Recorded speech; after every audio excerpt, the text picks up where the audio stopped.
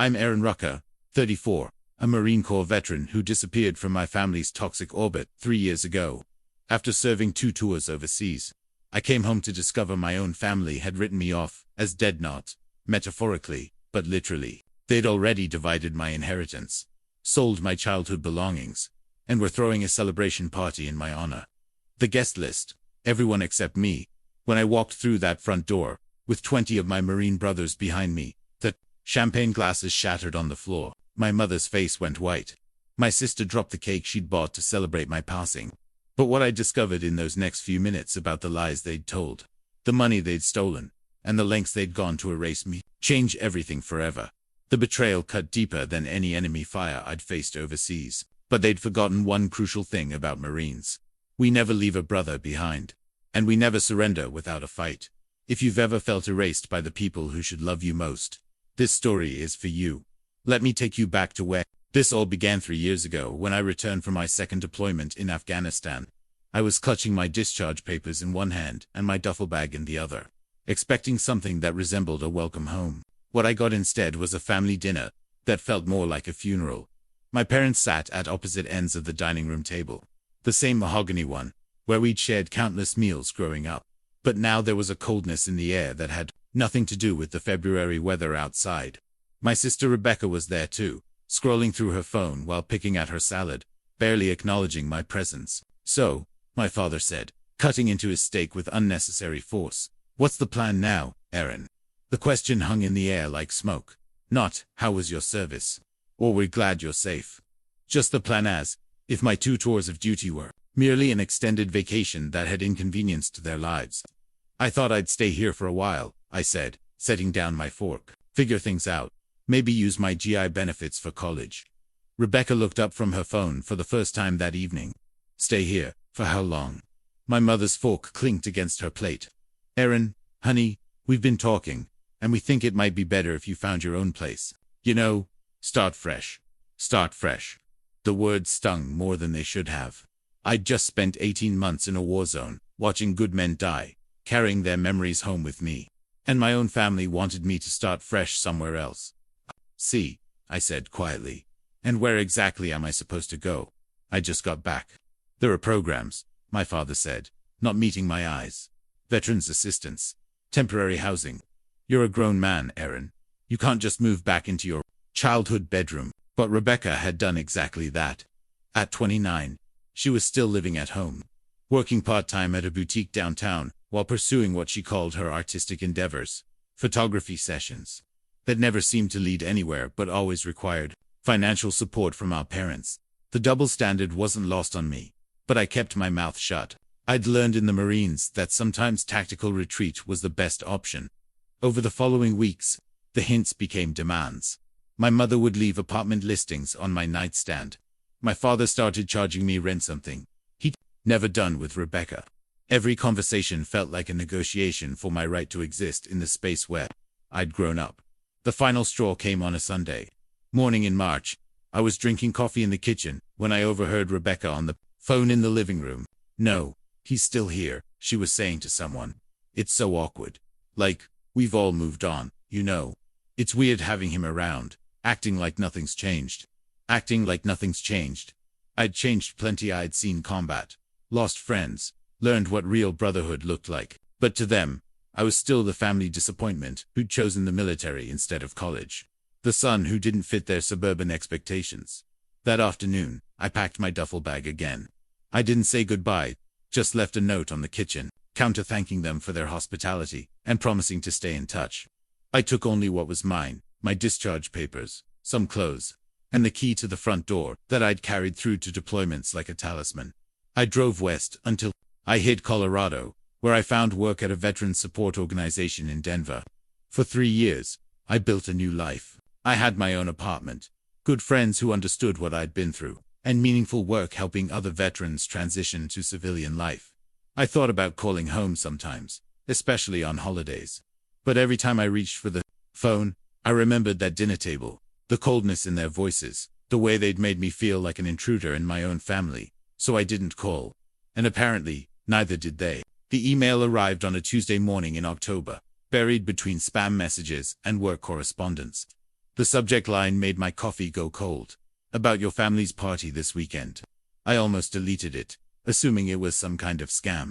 But something about the sender's address, a Gmail account with numbers I didn't recognize, made me pause.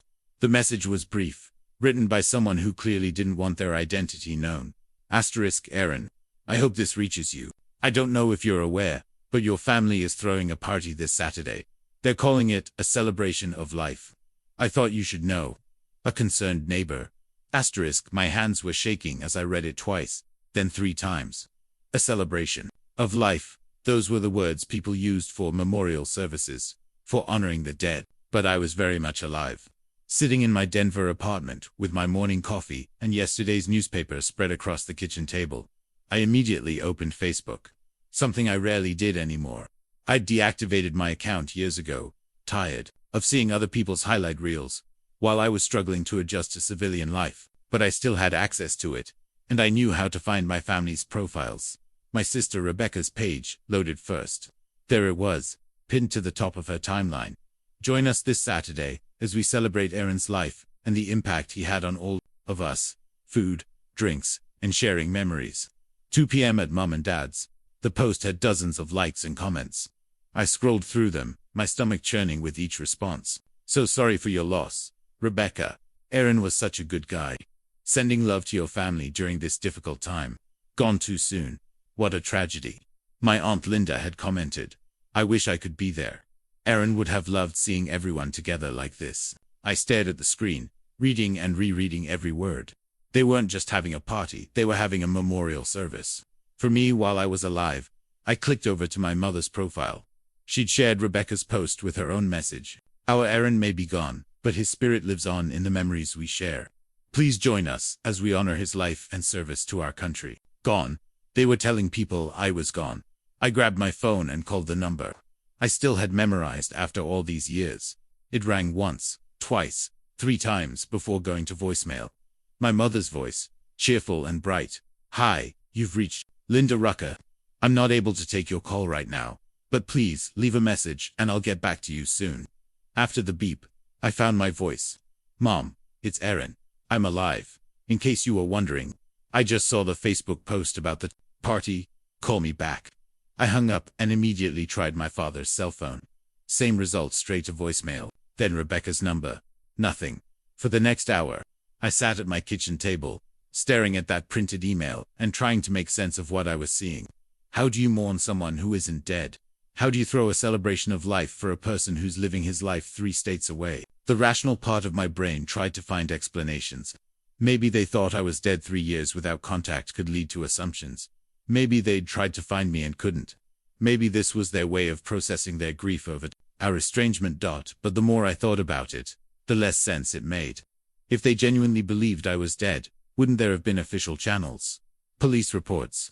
Military notifications. Someone would have looked for me, tried to confirm what happened. I spent the rest of the day creating fake social media accounts, digging deeper into their online presence. What I found made my blood run cold. This wasn't a recent development. Posts about my passing went back months. My mother had been accepting condolences from friends and neighbors since July. Rebecca had posted a throwback photo of us as kids with the caption, "Missing my big brother today and always." They hadn't just assumed I was dead. They'd decided I was dead, and they'd been living with that lie for months, accepting sympathy, probably receiving casseroles and cards from well-meaning friends and neighbors. But why? What did they gain from my fictional death? That's when I started looking at the patterns, the timing. Rebecca's posts about needing to handle family business and dealing with Aaron's affairs. References to paperwork and legal matters. My father's sudden posts about financial stress and unexpected windfalls. The pieces started falling into place, and the picture they formed made me sick to my stomach. I picked up my phone and called the one person I knew would believe me, would help me figure out what to do next. Sergeant First Class Marcus Johnson had been my squad leader in Afghanistan, and he'd become one of my closest friends after we both returned stateside. He was working construction in Phoenix now, but we talked every few weeks. "Aaron," he answered, on the second ring. "How's it going, brother?" "Marcus," I said, my voice cracking despite my efforts to stay calm. "I need help. My family thinks I'm dead, and they're throwing a party to celebrate." There was a long pause. "Come again." I told him everything. The email, the Facebook posts, the months of lies. Marcus listened without interrupting, the way he used to during mission briefings when lives depended on getting the details right. When I finished, he was quiet for a moment. Then, "Brother, this isn't just weird family drama. This sounds like fraud. Identity theft. Maybe insurance fraud. That's what I'm afraid of," I said. "What do you want to do about it?" I looked at that printed email again, at the evidence of my family's betrayal spread across my kitchen table. "I want to go to that party," I said. "I want to walk in there and see their faces when they realize their dead son is very much alive." "You sure about that? Once you open this door, there's no closing it." I thought about the 3 years I'd spent building a new life. The peace I'd found in my chosen family of fellow veterans and friends who actually gave a damn about my well-being. Then I thought about my biological family, living comfortable lives, while probably benefiting financially from my supposed death. "I'm sure," I said. "But Marcus, I'm going to need backup." The next morning, I did what any good Marine would do when facing an unknown enemy. I gathered intelligence. I called in sick to work the first time in 3 years, and spent the day conducting reconnaissance on my own family. First stop was my bank. I'd kept the same account since before my deployment, thinking that stability mattered. Now I was wondering if that had been a mistake. The teller, a middle-aged woman with kind eyes, pulled up my account information and frowned at her screen. "Mr. Rucker, I'm showing some unusual activity on your account. Have you been making withdrawals in Minnesota recently?" My heart sank. "No, I haven't been to Minnesota in years." "Well, someone has been accessing your account there. Large withdrawals, starting about 6 months ago. The most recent was last week, $3,000 from a branch in Minneapolis." Minneapolis, my parents' city, the same city where I'd grown up, where I'd left them 3 years ago, with promises to stay in touch. "I need a full statement," I said. "Everything going back to years." The papers she printed told a story that made my hands shake. Systematic withdrawals, always just under the limit that would trigger automatic fraud alerts. Someone who knew my social security number, my mother's maiden name, all the security questions I'd answered when I was 18, and trusting the timing was too perfect to be coincidental. The withdrawals had started in April, just 3 months after my mother began posting about my passing on social media. Someone had been planning this for a long time. I drove straight to the Social Security office, where a harried government employee confirmed my worst fears. Someone had filed for a death certificate in my name 6 months ago. The paperwork listed my sister Rebecca as the informant, claiming she'd found my body after a hiking accident in Colorado. "But I'm sitting right here," I told the clerk. "I'm obviously not dead." She shrugged. "You'll need to file a fraud report with local police and contact our fraud hotline. This kind of identity theft is more common than you'd think, especially with family members." Family members. The words stung because they were true. Who else would have access to all my personal information? Who else would know enough about my life to create a convincing story about my death? My next stop was the public library, where I spent hours searching for any online trace of my supposed demise. What I found was a masterpiece of deception. Rebecca had created an entire narrative around my death, complete with a fake obituary posted on a memorial website. Aaron Michael Rucker, 34, beloved son and brother, passed away unexpectedly while hiking in the Colorado Rockies on March 15th. Aaron served his country proudly as a United States Marine, completing 2 tours of duty in Afghanistan. He was known for his adventurous spirit and love of the outdoors. Aaron is survived by his parents, Robert and Linda Rucker, and his sister Rebecca. In lieu of flowers, the family requests donations be made to Wounded Warrior charities. The obituary had dozens of comments from family, friends, old classmates, even some people I'd served with who must have found it through internet searches. Reading their words, genuine grief and condolences for a death that never happened made me physically ill. But it was the date that really got to me. March 15th, the day I'd left home 3 years ago. In my family's twisted narrative, that was the day I'd died to them. Maybe it was fitting. I printed everything: bank statements, death certificate paperwork, the fake obituary, screenshots of social media posts. The evidence was damning, but I needed to understand the full scope of what they'd done. A call to my former employer, the construction company where I'd worked briefly after my discharge, revealed another piece of the puzzle. Someone claiming to be my sister had contacted them in May, asking about life insurance benefits and final paychecks. They'd sent a check for my unused vacation time, $1.2, to my parents' address. We were so sorry to hear about Aaron, the HR representative told me. Your sister seemed really broken up about it. I'm sure she was, I said, trying to keep the bitterness out of my voice. The Veterans Administration had a similar story. Someone had inquired about death benefits and service-related life insurance. They'd been told that without official military notification of death, no benefits could be paid. But the inquiry itself was telling someone had been looking for every possible angle to profit from my supposed demise. By evening, I had a stack of documents that painted a clear picture. This wasn't grief or confusion, or a family's way of processing estrangement. This was systematic fraud, planned and executed by people who knew exactly what they were doing. I called Marcus back with my findings. It's worse than we thought. I told him, they've been at this for months. Bank fraud, identity theft, insurance fraud, attempts. They've stolen thousands of dollars, and probably would have gotten more if they hadn't gotten greedy with that party. Jesus, Aaron, this is federal crime territory. You need to call the FBI. I will, I said.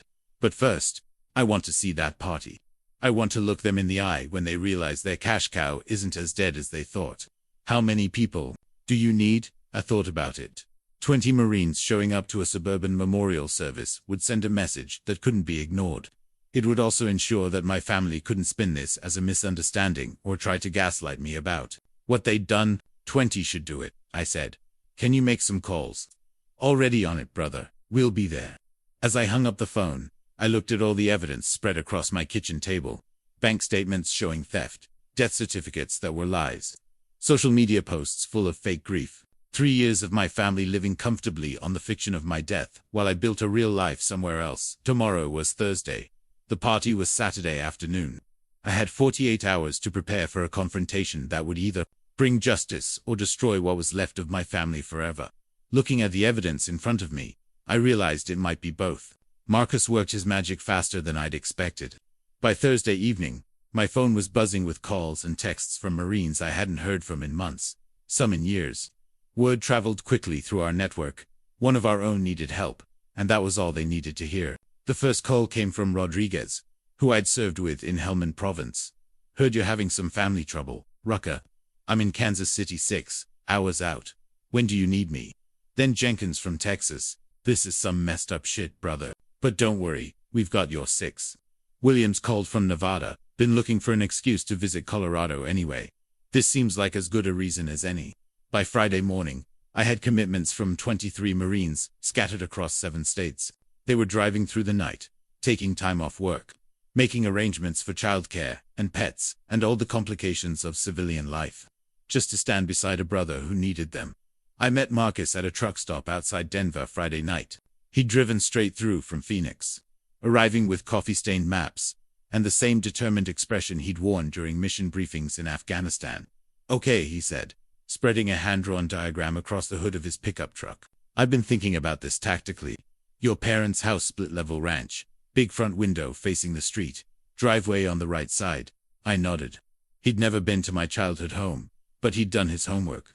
Party starts at 2 p.m. We show up at 2:30.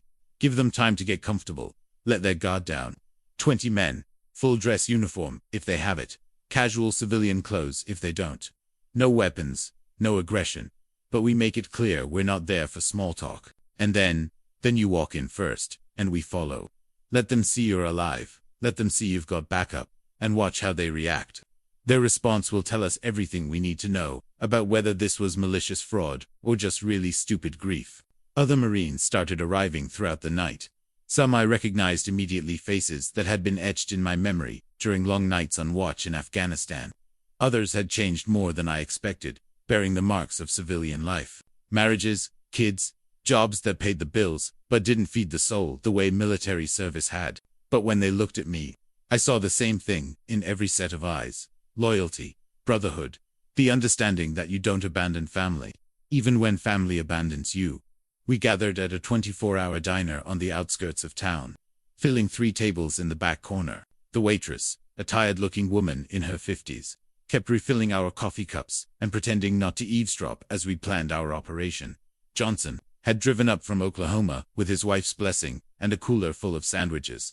Sarah says to tell you that blood doesn't make family, he told me. Character does. Peterson came from Wyoming, still wearing his work boots from the oil rig, where he'd been pulling a double shift. Took my first vacation day in 2 years for this, he said. Figured it was worth it.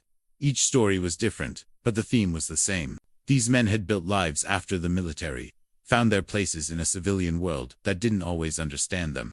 But when one of their own called for help, they dropped everything and came running. As we sat there, sharing war stories and civilian struggles over endless cups of coffee, I realized something I'd been too hurt to see clearly before.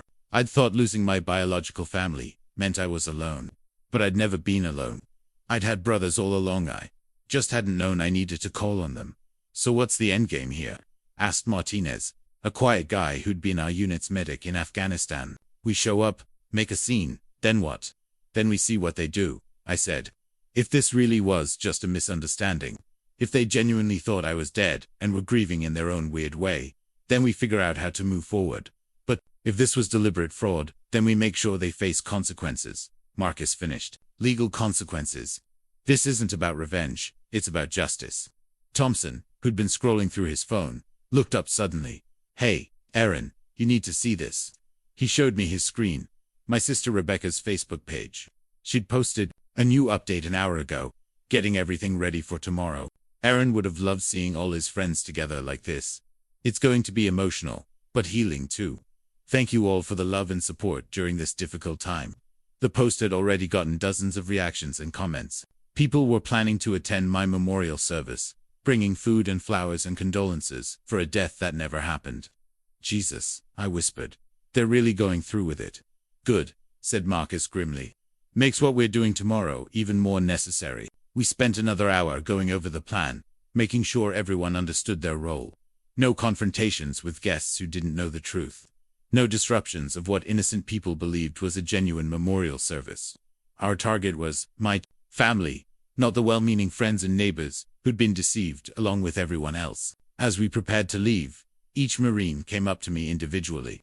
Some offered words of encouragement, others just a firm handshake or a pat on the shoulder. Rodriguez pulled me aside last. You know, he said, back in Afghanistan, you saved my ass more times than I can count. Never thought I'd get the chance to return the favor. This is different, I said. This isn't life or death. He looked at me seriously. Isn't it? Someone tried to erase you, Aaron. They tried to make you disappear, to steal your identity and profit from it. That's not just fraud, that's attempted murder of who you are as a person. His words hit harder than I'd expected. In all my anger about the financial theft and legal fraud, I hadn't fully processed the deeper violation. They hadn't just stolen money, they'd stolen my existence, my memory, my place in the world. But tomorrow, I was taking it all back. As I drove home to get a few hours of sleep before the confrontation, I thought about the group photo in my wallet. 23 Marines from my unit, taken the day before we'd shipped out for our second deployment. I'd carried that photo through firefights and I'd attacks, through the long months of rehabilitation after taking shrapnel in my leg, through the difficult transition back to civilian life. Tomorrow, those same faces would be standing beside me again. Not in a war zone, but in my parents' living room. The mission was different, but the brotherhood was exactly the same. Some battles you fight alone, but the important ones, the ones that define who you are and what you stand for, those you fight with family.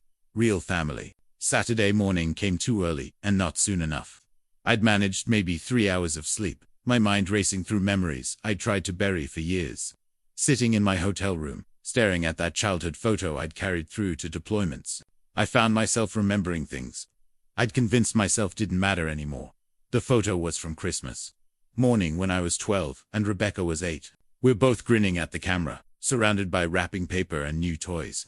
I'm holding a model airplane I'd begged for all year, and Rebecca has a new doll clutched to her chest. Behind us, barely visible in the frame, are our parents, adjusting Rebecca's hair, Dad's hand resting proudly on my shoulder. Looking at it now, I could almost convince myself we'd been a normal, happy family once. But memory has a way of playing tricks, highlighting the good moments, while hiding the patterns that only become clear in retrospect. The favoritism had started early, so gradually that I'd normalized it before I was old enough to recognize it for what it was. Rebecca was the baby, the princess, the one who could do no wrong. I was the older brother, who should know better, should be more responsible, should protect and provide for his little sister, without expecting anything in return. When Rebecca broke something, it was an accident. When I broke something, it was carelessness. When Rebecca struggled in school, it was because she was creative and artistic, different from other kids. When I struggled, it was because I wasn't applying myself, wasn't living up to my potential. I remembered the Christmas when I was 15, when I'd worked all fall raking leaves and shoveling driveways to save money for presents. I'd bought Rebecca a nice jewelry box she'd been admiring at the mall, spent almost 2 months' worth of lawn mowing money on it. She'd opened it, said thanks, and moved on to the next gift without a second glance. Meanwhile, our parents had spent twice as much on a single gift for her, a professional camera. She'd decided she wanted to pursue photography, the same camera that I'd noticed years later was gathering dust in her childhood bedroom when I returned from my first deployment. But it was the day I'd enlisted that really showed me where I stood in the family hierarchy. I'd been struggling in college, working 2 part-time jobs to pay for classes that felt meaningless and expensive. The military offered purpose, structure, a way to serve something bigger than myself. It also offered the GI Bill, a chance to finish my education later without crushing debt. I'd expected my parents to be proud. My father had served briefly in the National Guard decades earlier, and he'd always talked about military service with respect. Instead, when I told them about my decision, the dining room had gone cold. "Aaron," my mother had said, setting down her coffee cup with a sharp click, "you can't be serious." "Why not? Dad always said military service was honorable." "That was different," my father said. "That was peacetime. There's a war going on now. You could get killed." "People get killed in car accidents too," I'd replied. "That doesn't stop us from driving." Rebecca looked up from her phone. "This is so typical, Aaron," she said. "Always trying to be the hero, always looking for attention." The accusation stung because it was so unfair. If I'd wanted attention, there were easier ways to get it than signing up to potentially die for my country. But before I could respond, my mother had jumped in. "Rebecca's right," she'd said. "This feels impulsive. You're running away from your problems instead of dealing with them." "What problems?" I'd asked. "I'm trying to serve my country and get an education without going into debt." "How is that running away?" "You're dropping out of college," my father said. "Throwing away everything we've invested in your future." The word invested hung in the air like an accusation. They'd helped with some of my college expenses, but I'd been working and taking loans to cover most of it myself. Meanwhile, Rebecca's artistic pursuits were funded entirely by our parents, with no expectation that she'd ever pay them back, or even necessarily succeed. I'd enlisted anyway, of course. Spent 4 years active duty, did 2 tours in Afghanistan, came home with a chest full of medals and commendations from superior officers who'd seen me in action. I'd saved lives, led men through impossible situations, earned the respect of some of the toughest people I'd ever met.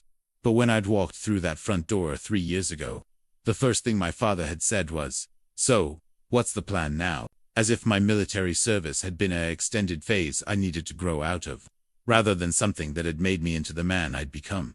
The memories came flooding back as I sat in that hotel room, and with them came a clarity I'd been avoiding. For years, this wasn't really about money or fraud or even the fake memorial service. This was about a family that had never seen me as anything more than an inconvenience, a problem to be managed rather than a person to be loved. They'd written me off emotionally long before they'd declared me legally dead. The financial fraud was just the logical conclusion of a process that had started when I was too young to understand what was happening.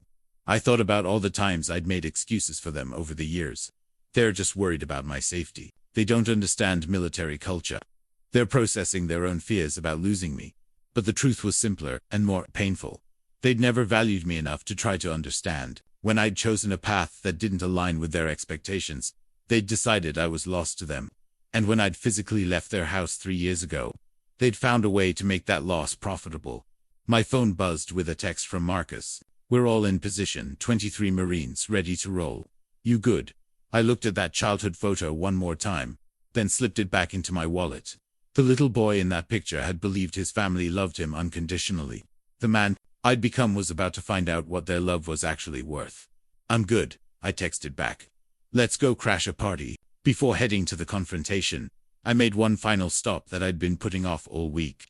The county courthouse was a 20-minute drive from my hotel, and I needed to see the death certificate with my own eyes, the document that had made all of this possible.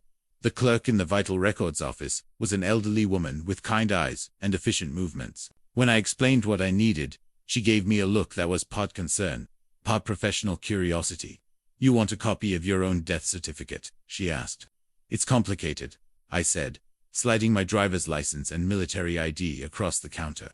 "I need to see what was filed." She disappeared into the back office and returned 10 minutes later with a folder and a puzzled expression. "Mr. Rucker, I have to ask, you sure you're dead?" Under different circumstances, the question might have been funny. "Pretty sure." "I'm not," I said. "That's why I need to see the paperwork." She opened the folder and spread the documents across the counter. There it was, official and legal and completely fabricated. Certificate of death for Aaron Michael Rucker, filed 6 months earlier by my sister Rebecca Rucker, who had claimed to be the informant.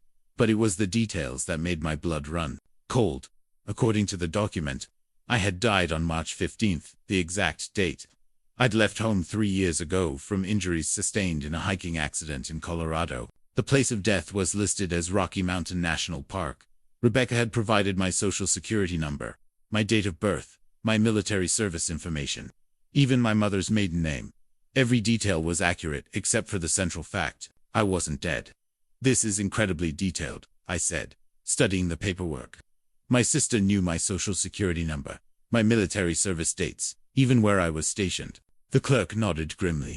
"Family member fraud is unfortunately common. They have access to all the personal information needed to create convincing documentation. But this is particularly sophisticated." What struck me most was the date Rebecca had chosen for my death. March 15th wasn't random, it was symbolic. In her mind, that was the day I had died to the family, so it became the official date of my legal death as well. She had turned my emotional departure into my literal demise. I photographed every page with my phone, then asked for official copies. The clerk hesitated. "Mr. Rucker, if this is fraudulent, and clearly it is, since you're standing here, you need to file a police report immediately. This isn't just identity theft. Filing a false death certificate is a felony in most states." "I know," I said. "I'm handling it." But as I drove away from the courthouse, I realized I still didn't understand the full scope of what my family had done. The death certificate was just the foundation. It was the key that had unlocked everything else. They'd stolen from me. I pulled into a parking lot and started making calls, using the certificate number to trace the damage. The calls painted a picture of systematic exploitation that went far beyond what I'd initially discovered.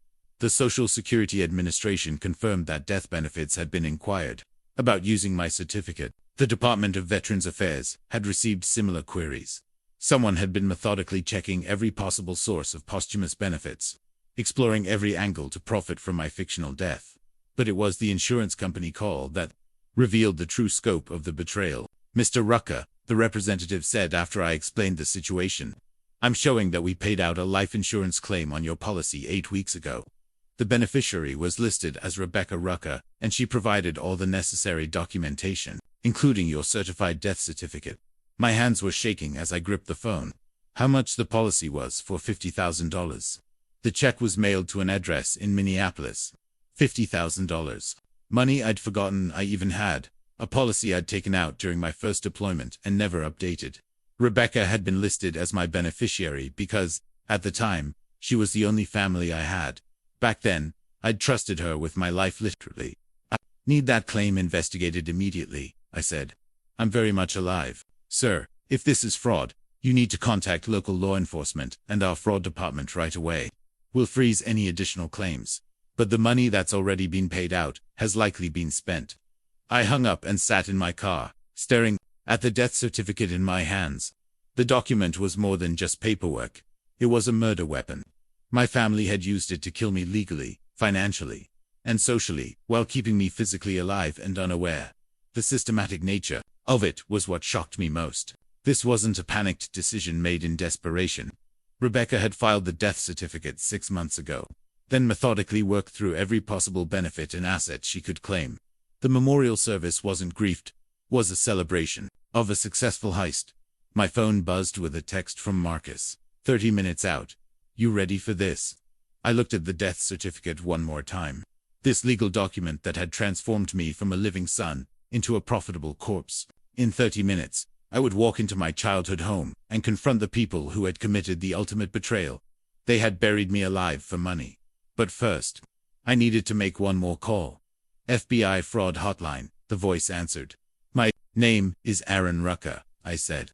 I need to report that my family filed a false death certificate in my name and collected life insurance benefits. I have all the documentation, and I'm about to confront them at a memorial service they're throwing for me while I'm still alive. There was a pause. Sir, can you repeat that? As I explained the situation to the FBI agent, I realized that what was about to happen at my parents' house wasn't just a family confrontation anymore. It was the beginning of a federal investigation that would expose the full extent of their calculated betrayal. 3 years ago, I'd walked out of that house, feeling like the family disappointment, the son who couldn't live up to their expectations. Today, I was walking back in as the victim of multiple federal crimes, armed with evidence and 23 Marines at my back. Agent Morrison will meet you at the scene, the FBI representative told me. Do not confront them without law enforcement present. This is now an active federal investigation. I hung up and started my car. The death certificate sat on the passenger seat beside me, proof that my family had loved my money more than my life. It was time to resurrect myself and bury their lies forever. It was time to crash my own funeral. I met Marcus and the rest of the Marines at a gas station 3 blocks from my parents' house. 23 men in various combinations of dress uniforms and civilian clothes, all carrying themselves with the unmistakable bearing of military veterans. A few curious customers gave us looks, probably wondering if we were heading to a parade or a funeral. In a way, we were doing both. Agent Morrison from the FBI was already there.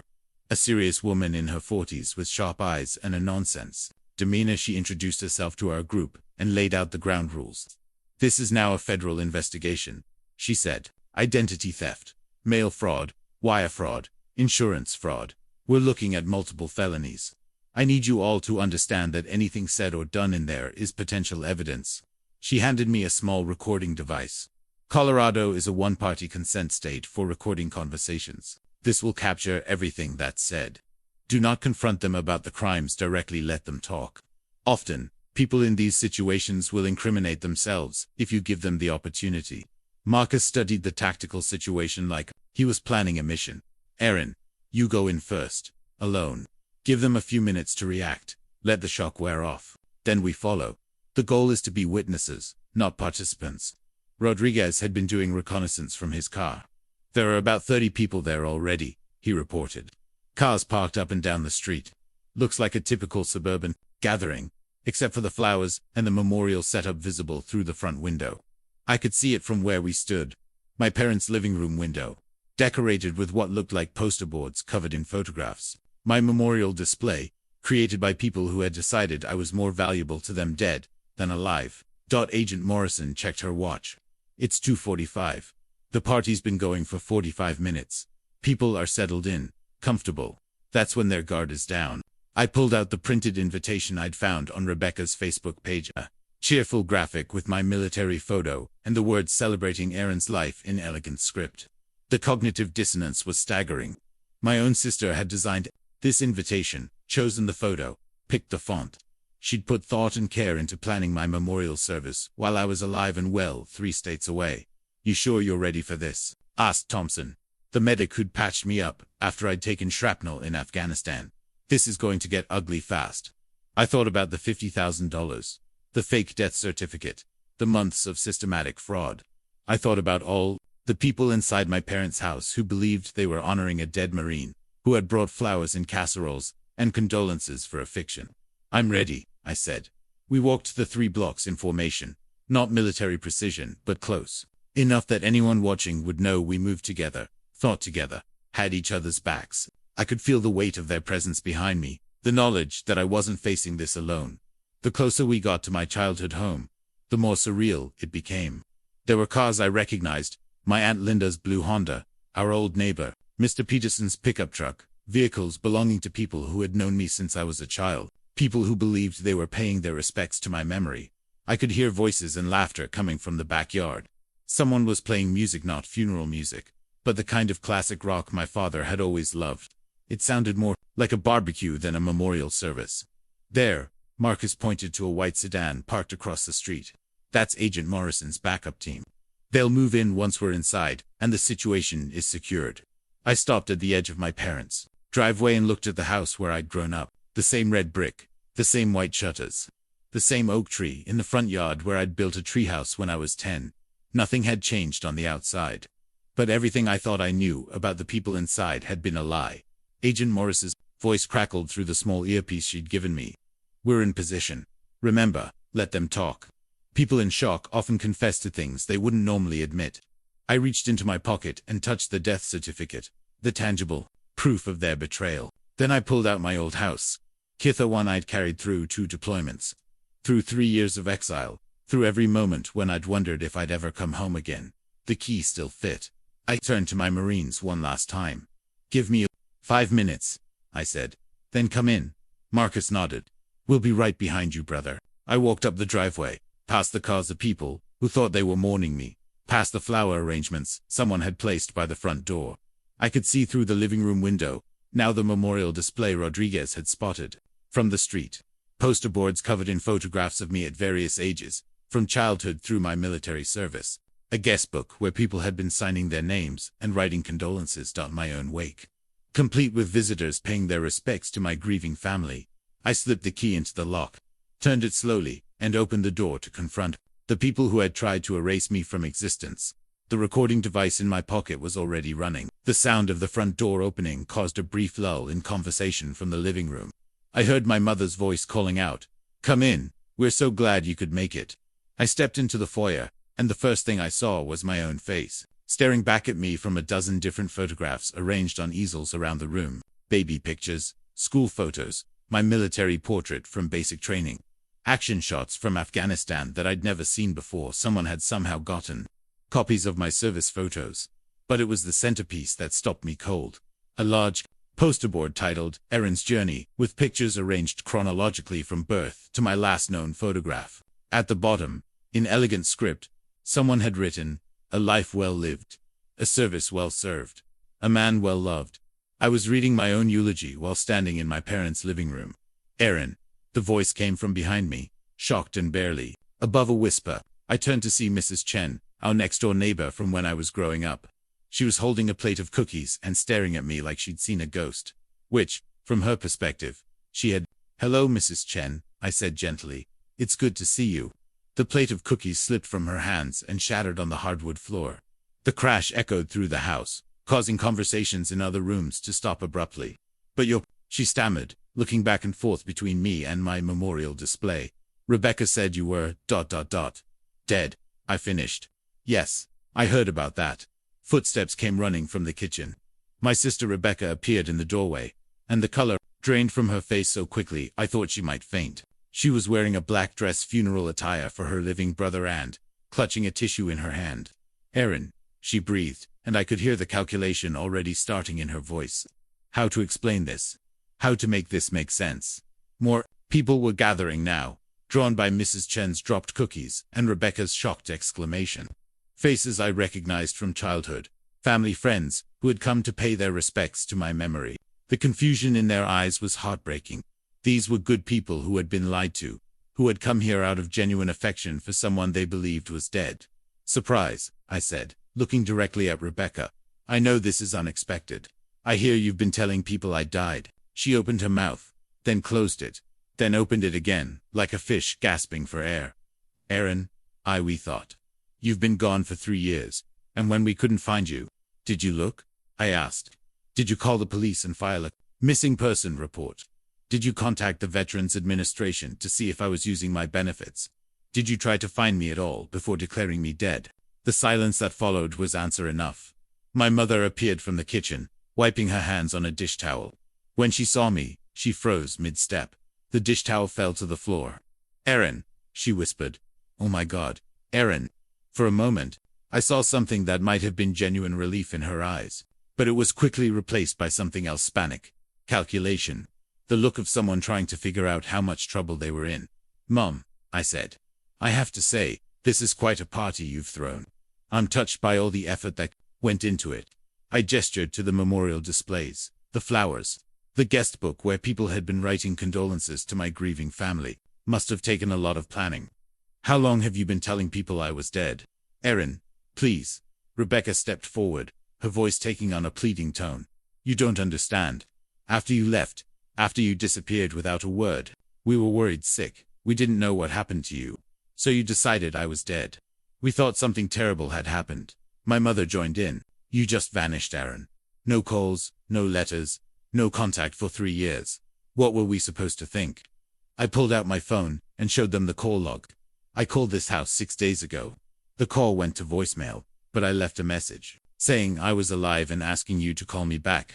Did you get that message? The silence stretched uncomfortably long. We get a lot of spam calls, Rebecca said weakly, from your son. More people were gathering in the living room now, sensing drama, but not understanding what they were witnessing. I could see the confusion on their faces. The whispered conversations, as they tried to process why the guest of honor at a memorial service was standing in front of them very much alive.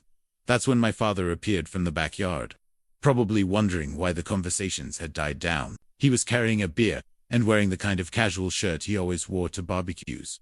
When he saw me, he stopped so suddenly that beer sloshed out of his bottle onto the carpet. Jesus Christ, he said. Not quite, I replied. Just your son. You know, the one you've been mourning for the past 6 months. I heard the front door open behind me. Right on schedule, Marcus stepped into the foyer, still wearing his dress blues from his nephew's graduation earlier that morning. Then Rodriguez, then Johnson, then Thompson. One by one, 23 Marines filed into my parents' living room, forming a respectful but unmistakably military formation behind me. The effect was immediate and electric. Conversations stopped entirely. People who had been confused before now looked terrified. The presence of nearly 24 Marines at what was supposed to be a civilian memorial service sent a message that couldn't be misunderstood. This wasn't a family misunderstanding anymore. Rebecca's eyes darted between me and the Marines, and I could see her mind racing, trying to figure out how to salvage this situation. Aaron, she said, forcing her voice to stay calm, maybe we should talk about this privately. There are people here who are grieving, who came to honor your memory. My memory. I looked around the room at the memorial displays, the flowers, the shocked faces of family friends. Whose idea was it to throw a party celebrating my death? Was that your idea, Rebecca? She glanced nervously at our parents, looking for support that wasn't coming. We can explain everything, she said. Good, I said, pulling out the folded death certificate from my jacket pocket. Because I have some questions about this. I held up the document so everyone in the room could see it. This is my death certificate, filed 6 months ago by my sister Rebecca. According to this, I died in a hiking accident in Colorado on March 15th, the same day I left home 3 years ago. Interesting coincidence, don't you think? The room was dead silent now, except for the sound of someone crying softly, probably one of the family friends, who was starting to understand what they'd walked into. Behind me, I could feel the solid presence of my Marines, men who had fought beside me in Afghanistan, who understood loyalty and honor, and the kind of bond that doesn't break even when blood family fails you. Now, I said, looking at each member of my family in turn, which one of you wants to explain to all these nice people why you threw a party to celebrate the death of someone who isn't dead? The silence stretched until it became unbearable. I could hear the tick of the grandfather clock in the hallway, the distant sound of someone's car driving past outside, the nervous breathing of 30 people who had come to honor a dead man and found him very much alive. It was Mrs. Peterson, my third-grade teacher, who finally broke the silence. I don't understand, she said, her voice shaky with confusion. Rebecca, you said Aaron died in a hiking accident. You showed us the obituary. I brought flowers. She gestured helplessly at the arrangement she'd placed near my memorial display. Rebecca's mouth opened and closed like she was trying to form words that wouldn't come. Her eyes darted desperately between me, the Marines behind me, and the room full of people who were beginning to understand they'd been lied to. I walked over to the memorial display and picked up what appeared to be a program, the kind they hand out at funeral services. The cover had my military portrait and the words Aaron Michael Rucker, a life celebrated in gold lettering. Inside was a timeline of my life, complete with quotes from family members about my courage and dedication, and how much I'd be missed. This is beautiful work, I said, holding up the program so everyone could see it. Really professional quality. Rebecca, did you design this yourself? She nodded mutely. Must have taken hours, days even. All this planning, all this coordination. I gestured around the room at the flowers, The photo displays. The guest book. When did you start working on this? Aaron, please. My mother stepped forward, her voice pleading. Can't we discuss this privately? These people don't need to. These people deserve to know the truth. I interrupted. They came here because they cared about me, because they believed I was dead. They brought flowers and food and condolences for my grieving family. Don't you think they have a right to know why they're here? I turned to address the room. How many of you received personal calls from my family about my death? How many of you were told the details about my hiking accident? Hands started going up around the room. Almost everyone. Mr. Rodriguez from down the street raised his hand tentatively. Rebecca called me in July. She was crying, said it had been so sudden that they were still processing the shock. Crying, I repeated, looking at my sister. That's a nice touch. Really sells the grieving sister act. It wasn't an act. Rebecca finally found her voice. Aaron, you have to understand, when you disappeared, when you stopped calling, stopped answering your phone, we genuinely thought something terrible had happened to you. So you filed the death certificate. That was later, she said, glancing nervously at our parents. After we hadn't heard from you for over a year, after we tried everything to find you. What did you try? I asked. Specifically, the question hung in the air.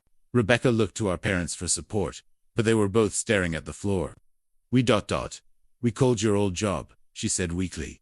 And they said you'd quit and left no forwarding address. What else? We asked around.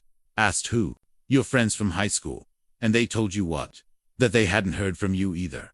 I nodded slowly. Did you call the police and file a missing person report? No. But did you contact the Department of Veterans Affairs to see if I was using my benefits anywhere? No. But we didn't think. Did you hire a private investigator? Aaron, that's expensive, but filing a fake death certificate is free. The accusation hit like a physical blow. Rebecca stepped backward, her face going pale again. I pulled out my phone and opened my contacts. Would you like to know how easy it would have been to find me? I've had the same cell phone number for 6 years. It's the same number I had when I lived here. Would you like me to call it right now and show everyone that it's been active this whole time? I hit the call button. My phone immediately started ringing. Look at that, I said, showing the display to the room. Same number I've always had. Amazing how easy it would have been to reach me if anyone had actually tried. Mrs. Chen, who was still standing near the broken cookie plate, spoke up in a shaky voice. But Rebecca, you showed us the death certificate. It was official. It had government seals. It was official, I said. Someone actually filed it. Someone who had access to all my personal information, my social security number, my military service details, my mother's maiden name. Someone who knew me well enough to create a convincing story about how I died. I looked directly at Rebecca. Someone who knew I loved hiking in Colorado because I'd talked about it during my last visit home. The room was beginning to understand. Whispered conversations started up as people began processing what they were witnessing. This wasn't a family reunion gone wrong. This was a fraud being exposed in real time. That's when I noticed the guest book sitting on a table near the memorial display. I walked over and opened it, reading some of the entries aloud. From the Hendersons. Aaron was such a brave young man. His service to our country will never be forgotten. From the Johnsons, we'll always remember his smile and his dedication to helping others. From my old Boy Scout leader, Aaron embodied the values we tried to teach: honor, loyalty, and service above self. I looked up at the room full of people who had written these heartfelt tributes to my memory. These are beautiful words, I said. Genuine words, written by people who cared about me and wanted to honor what they thought was my memory. But here's what I want to know. How much money did my family collect while you were all grieving for me? The question hit the room like a thunderclap. Rebecca's face went white as paper. Aaron, my father spoke for the first time since I'd arrived. His voice rough with something that might have been guilt or might have been anger. You don't know what you're talking about, don't I? I reached into my other pocket and pulled out the insurance paperwork I'd gotten that morning. $50,000. Dad. That's what Rebecca collected from my life insurance policy 8 weeks ago. $50,000 that she got by presenting my fake death certificate to the insurance company. The gasp that went through the room was audible. People started looking at each other, then at my family, then back at me. The math was simple enough for everyone to understand. And that's just what I found in one day of looking. I continued. Who knows what other benefits, what other accounts, What other assets have been liquidated or claimed in my name over the past 6 months? Rebecca was crying now, but they weren't the crocodile tears she'd probably shed during her phone calls to notify people of my death. These were tears of panic, of someone watching their world collapse in real time. "We can explain," she said through her sobs. "Aaron, it's not what it looks like." "Then explain it," I said. "Explain it to Mrs. Peterson, who brought flowers for my grave. Explain it to Mr. Rodriguez, who's been checking on Mom and Dad because he thought they'd lost a son. Explain it to all these people who came here today because they believed you when you told them I was dead." Behind me, I could feel the presence of my Marines, silent, watchful, bearing witness to the destruction of what had once been my family. They didn't need to say anything. Their presence said everything that needed to be said about loyalty, about honor, about what real family looked like. Rebecca opened her mouth to speak, but before she could say anything, we all heard the sound of car doors slamming outside. Through the front window, I could see Agent Morrison and 2 other FBI agents walking up the driveway. "Actually," I said, "I think you're going to get the chance to explain it to some federal investigators instead." The doorbell rang with an official, no-nonsense tone that seemed to echo through the suddenly silent house. I walked to the front door and opened it to reveal Agent Morrison and 2 other FBI agents, all wearing business suits and carrying badges that gleamed in the afternoon sunlight. "Agent Morrison," I said loudly enough for everyone in the living room to hear, "thank you for coming. I believe we have several people here who would like to discuss federal fraud charges." The effect was immediate and devastating. Several of the party guests started gathering their purses and car keys, clearly wanting to distance themselves from whatever was about to unfold. But Agent Morrison raised her hand. "Ladies and gentlemen, I'm going to need everyone to remain here for a few more minutes while we sort this out. You're not in any trouble, but we may need witness statements about what you've observed here today." She stepped into the living room and surveyed the memorial display. The flowers, the guest book, the 30 confused faces of people who had come to honor a dead man's memory. Her expression was professionally neutral, but I caught the slight shake of her head as she took in the full scope of what my family had orchestrated. "Mr. and Mrs. Rucker, Rebecca Rucker," she said, addressing my family directly.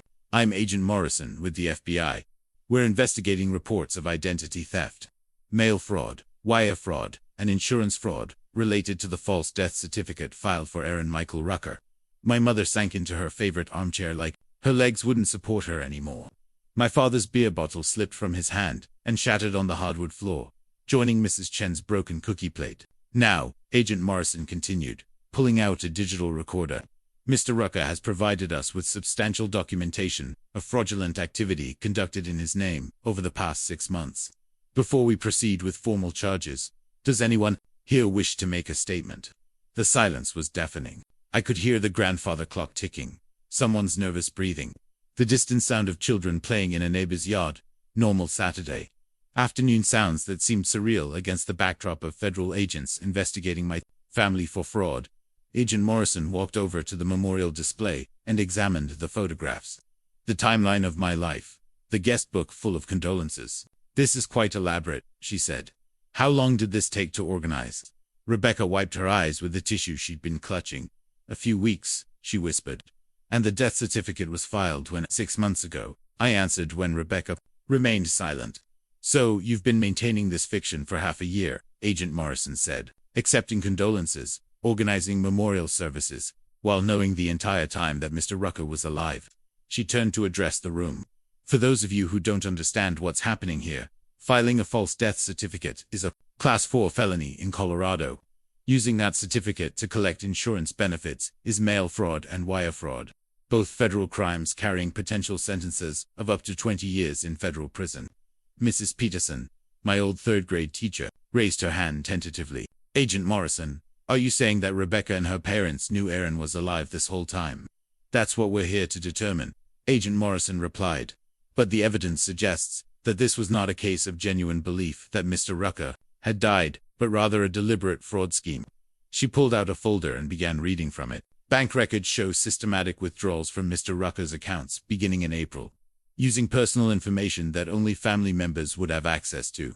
The death certificate was filed in March, followed immediately by inquiries to multiple insurance companies and benefit programs." I watched my parents' faces as the agent laid out the timeline. There was no surprise there, no shock at learning new information. There was only the pale, sick look of people watching their crimes being exposed in methodical detail. Furthermore, Agent Morrison continued, our investigation has revealed that Rebecca Rucker collected a life insurance payout of $50,000 8 weeks ago, using the fraudulent death certificate as supporting documentation. A gasp went through the room. Mr. Rodriguez, our old neighbor, looked at Rebecca with undisguised disgust. $50,000. You collected money from Aaron's death while he was alive. Rebecca was sobbing now, but she managed to speak through her tears. You don't understand. Aaron abandoned us. He disappeared for 3 years without a word. We had expenses. We had bills, so you decided to kill me off and cash in. I interrupted. That was your solution to your financial problems. It wasn't supposed to be like this, she said desperately. We thought, we thought you were never coming back anyway. You thought you could get away with it, Agent Morrison finished. But fraud is fraud, regardless of your justification. She turned to my parents. Mr. and Mrs. Rucker, are you claiming you were unaware of your daughter's activities? My father finally looked up from the floor. We knew Aaron was gone, he said. Quietly, we knew he wasn't coming back. But did you know he was alive? The question hung in the air for a long moment. I found myself holding my breath, waiting to see if my parents would lie to a federal agent or finally tell the truth. We suspected, my mother said finally, her voice barely above a whisper. You suspected, Agent Morrison repeated. But you didn't try to contact him. You didn't try to verify whether he was actually dead before filing the death certificate. Rebecca handled all that, my father said, throwing his daughter under the bus with remarkable speed. Actually, I said, reaching into my jacket pocket, I have something that might clarify everyone's level of involvement. I pulled out a manila envelope that I'd been saving for this moment, bank statements that showed not just the withdrawals from my account, but also deposits into my parents' accounts, money that had been transferred systematically over the past 6 months. Agent Morrison, these are my parents' bank records that I was able to access online using their banking information from when I lived here. You'll notice regular deposits that correspond exactly with the withdrawals from my accounts. I handed her the papers. It wasn't just Rebecca. They were all in on it.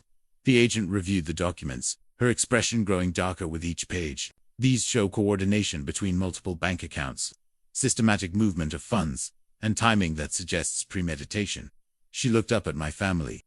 Ladies and gentlemen, this isn't a grieving family that made a mistake. This is an organized fraud operation that has been running for half a year. Mrs. Chen, who had been standing near the broken cookies this entire time, finally found her voice. But why? Why would you do this to your own son? It was the question I'd been asking myself for the past week, and as I looked at my family, really looked at them, I finally understood the answer. Money, I said simply. They did it for money. 50,000 from life insurance, thousands more from my bank accounts, probably other assets I haven't discovered yet. They decided I was worth more to them dead than alive. The words hung in the air like an indictment, which in a way, they were. Agent Morrison closed her folder. Mr. and Mrs. Rucker, Rebecca Rucker, you have the right to remain silent. Anything you say can and will be used against you in a court of law.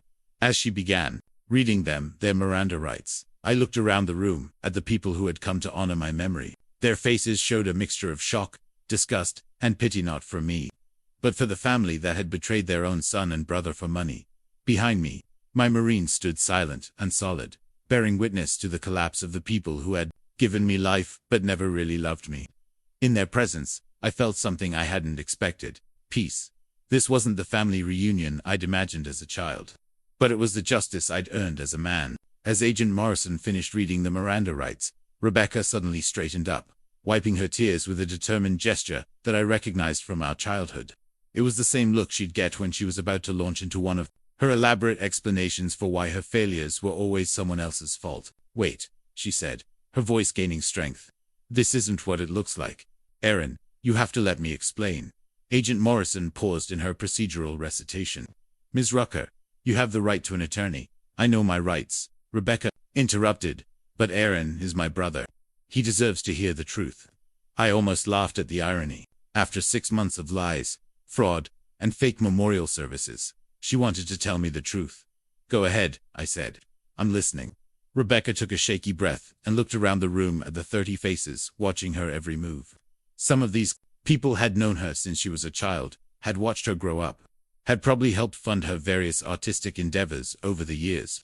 Now they were watching her explain why she'd committed federal crimes against her own brother. Aaron, when you left 3 years ago, you destroyed this family, she began.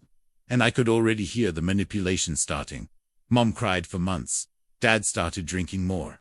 I was the one who had to hold everyone together while you were off playing soldier somewhere, not caring about the people you left behind. Playing soldier.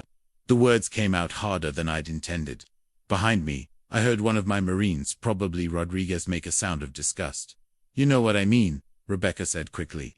You were living your life, starting over, while we were here worrying about you, grieving for you. But I wasn't dead, I pointed out. You knew I wasn't dead when you filed that certificate, did I? Her voice took on a desperate edge. Aaron, you completely disappeared. No phone calls, no emails, no letters. For all we knew, you could have been dead in a ditch somewhere. Agent Morrison held up a hand. Ms. Rucker, I'm going to stop you right there. We have evidence that you accessed Mr. Rucker's social media accounts as recently as 2 months ago. The login records show someone using your home IP address to check his Facebook activity. The blood drained from Rebecca's face. She'd been caught in a lie before she'd even gotten started with her defense. I was just checking to see if ... she stammered. If he was alive, finished, which you already knew, because you could see he'd been active on social media. You knew I was alive, Rebecca, you'd known all along.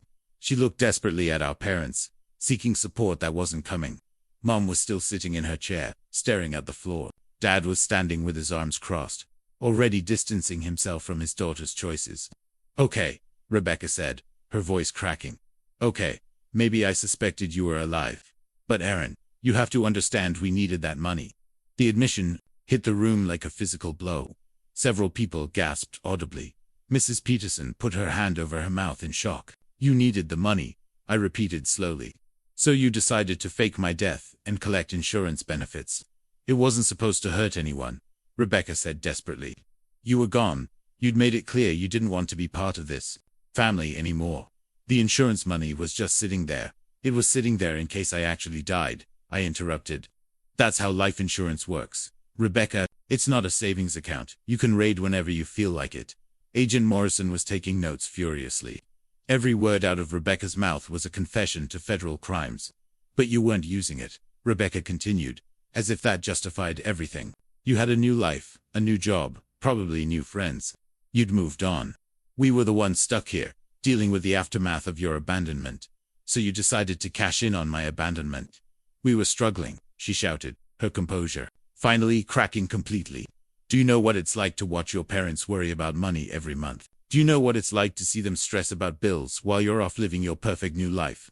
I looked at my parents, seeing them clearly for perhaps the first time. Is that true? Were you struggling financially? My father finally spoke, his voice rough with shame. The economy's been tough. I had to take early retirement. Your mother's medical bills. Medical bills. I turned to my mother. Mom, are you sick?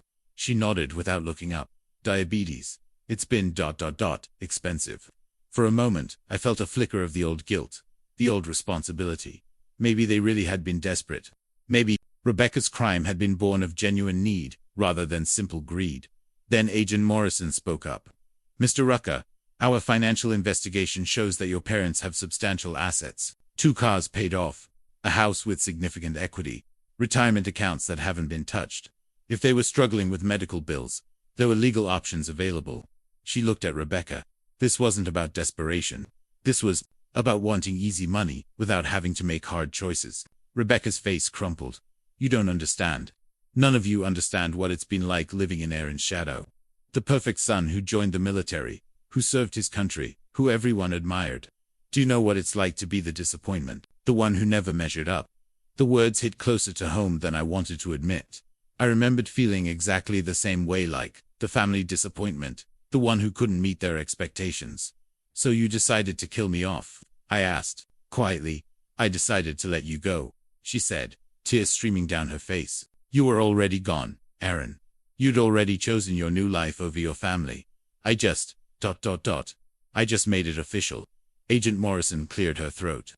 Ms. Rucker, making it official by filing false documents and collecting insurance benefits is called fraud. The motivation doesn't change the criminality of the act. She turned to address the room. Ladies and gentlemen, I'm going to need to clear this area while we process the scene and collect evidence. If anyone would like to provide a witness statement about what you've observed here today, we'll have agents available to take your information. As people began filing out of the house, many of them stopped to speak to me. Mrs. Peterson hugged me with tears in her eyes. Aaron, I'm so sorry. We had no idea. Mr. Rodriguez shook my hand firmly. Your family doesn't deserve you, son. But I'm glad you're alive. One by one, the people who had come to honor my memory offered their support and their disgust at what my family had done. It was heartbreaking and heartwarming, at the same time proof that there were people who had genuinely cared about me, who had mourned my supposed death, who were relieved to discover I was alive. As the house emptied, Rebecca made one last desperate attempt to reach me. Aaron, please, I know I messed up, but we're still family. You can't just destroy us over money. I looked at her for a long moment. This sister I'd protected and defended and loved for most of my life.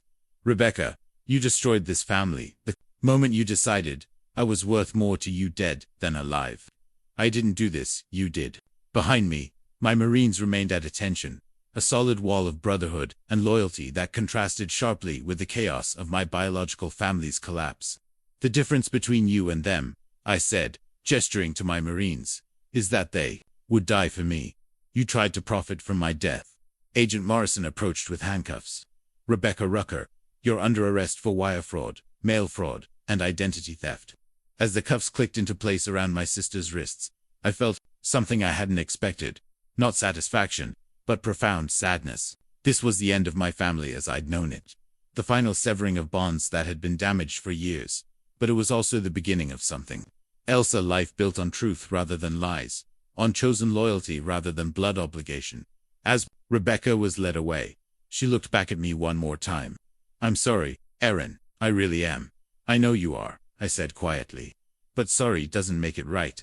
After Rebecca was led away in handcuffs, the house felt cavernously empty.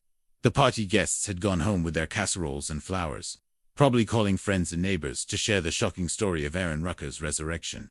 Agent Morrison was coordinating with her team to process evidence, photographing the memorial displays, and bagging the fake death certificate.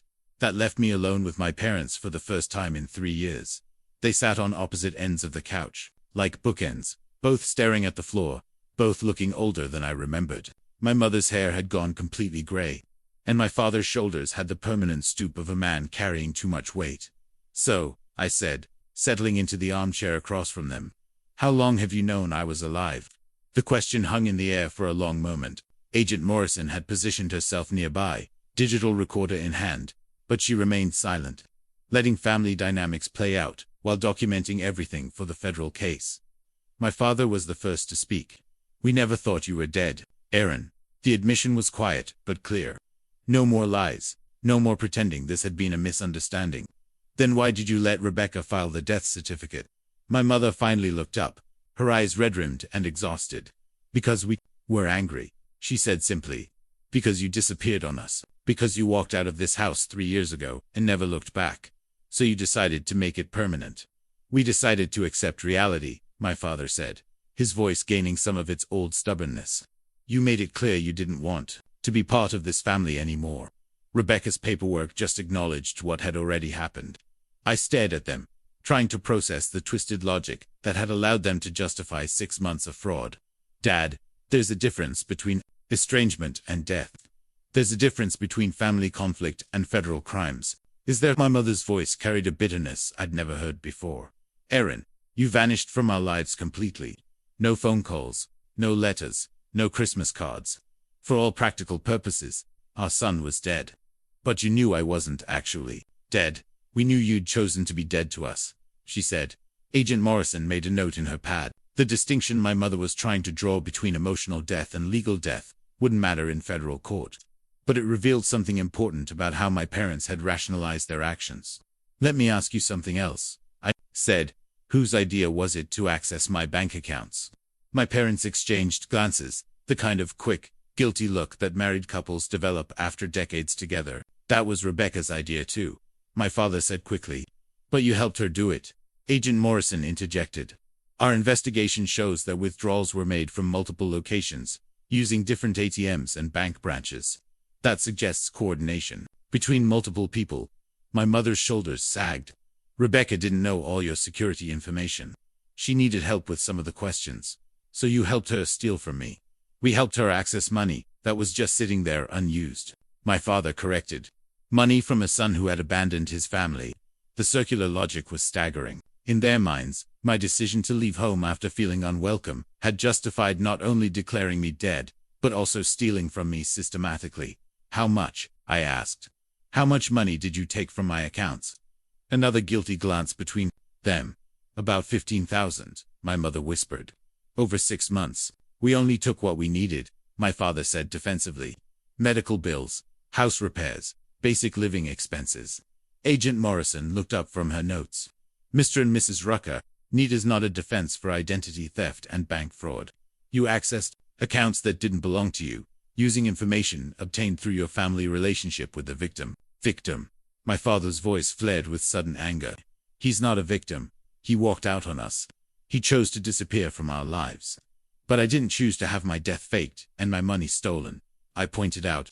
The money was a loan, my mother said desperately. We were going to pay it back. When you're both retired, living on fixed incomes. How exactly were you planning to pay back $15,000, plus the $50,000 Rebecca stole from my life insurance? They had no answer for that, because of course there had never been a plan to pay anything back. This hadn't been a loan, it had been theft, pure and simple. Agent Morrison closed her notebook and stood up. Mr. and Mrs. Rucker, based on what I've heard here today, I'm going to recommend that the U.S. Attorney's Office pursue charges against both of you as co-conspirators in this fraud scheme. My mother started crying again. Please, she said, looking at me rather than the FBI agent. Aaron, we're your parents. Don't let them destroy our lives over this. The irony was almost overwhelming. Mom, you destroyed your own lives when you decided to fake my death for money. I didn't do this to you, you did this to yourselves. But we're family, she insisted. Are we? I stood up and walked over to the memorial display, looking at all the photographs of myself that they'd arranged for my fake funeral. Family doesn't steal from each other. Family doesn't declare each other dead for insurance money. Family doesn't throw celebration parties when they think someone has died. I picked up one of the photographs, my military portrait from basic training, the same one they'd used on my fake funeral program. You know what the worst part is? I said, still looking at the picture.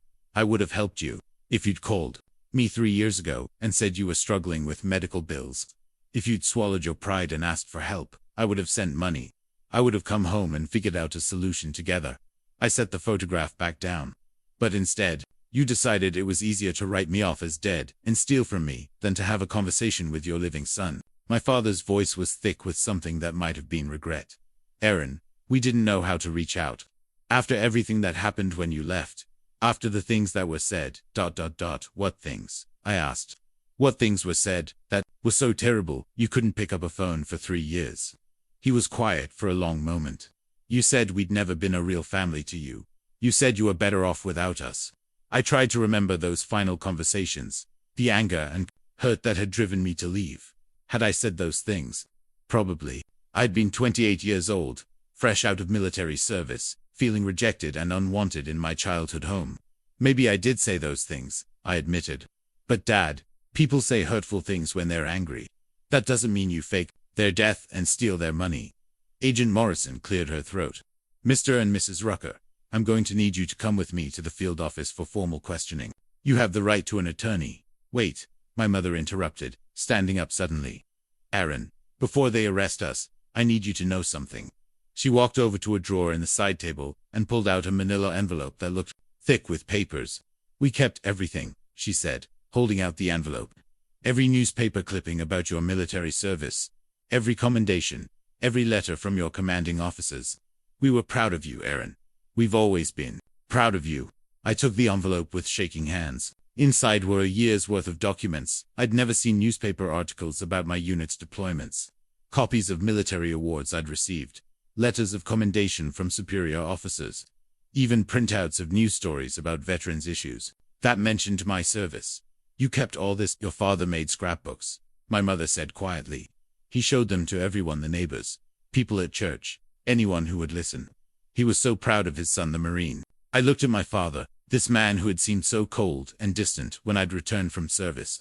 "You made scrapbooks about my military service." He nodded, not trusting his voice. "Then why, ... I started, but couldn't finish the question.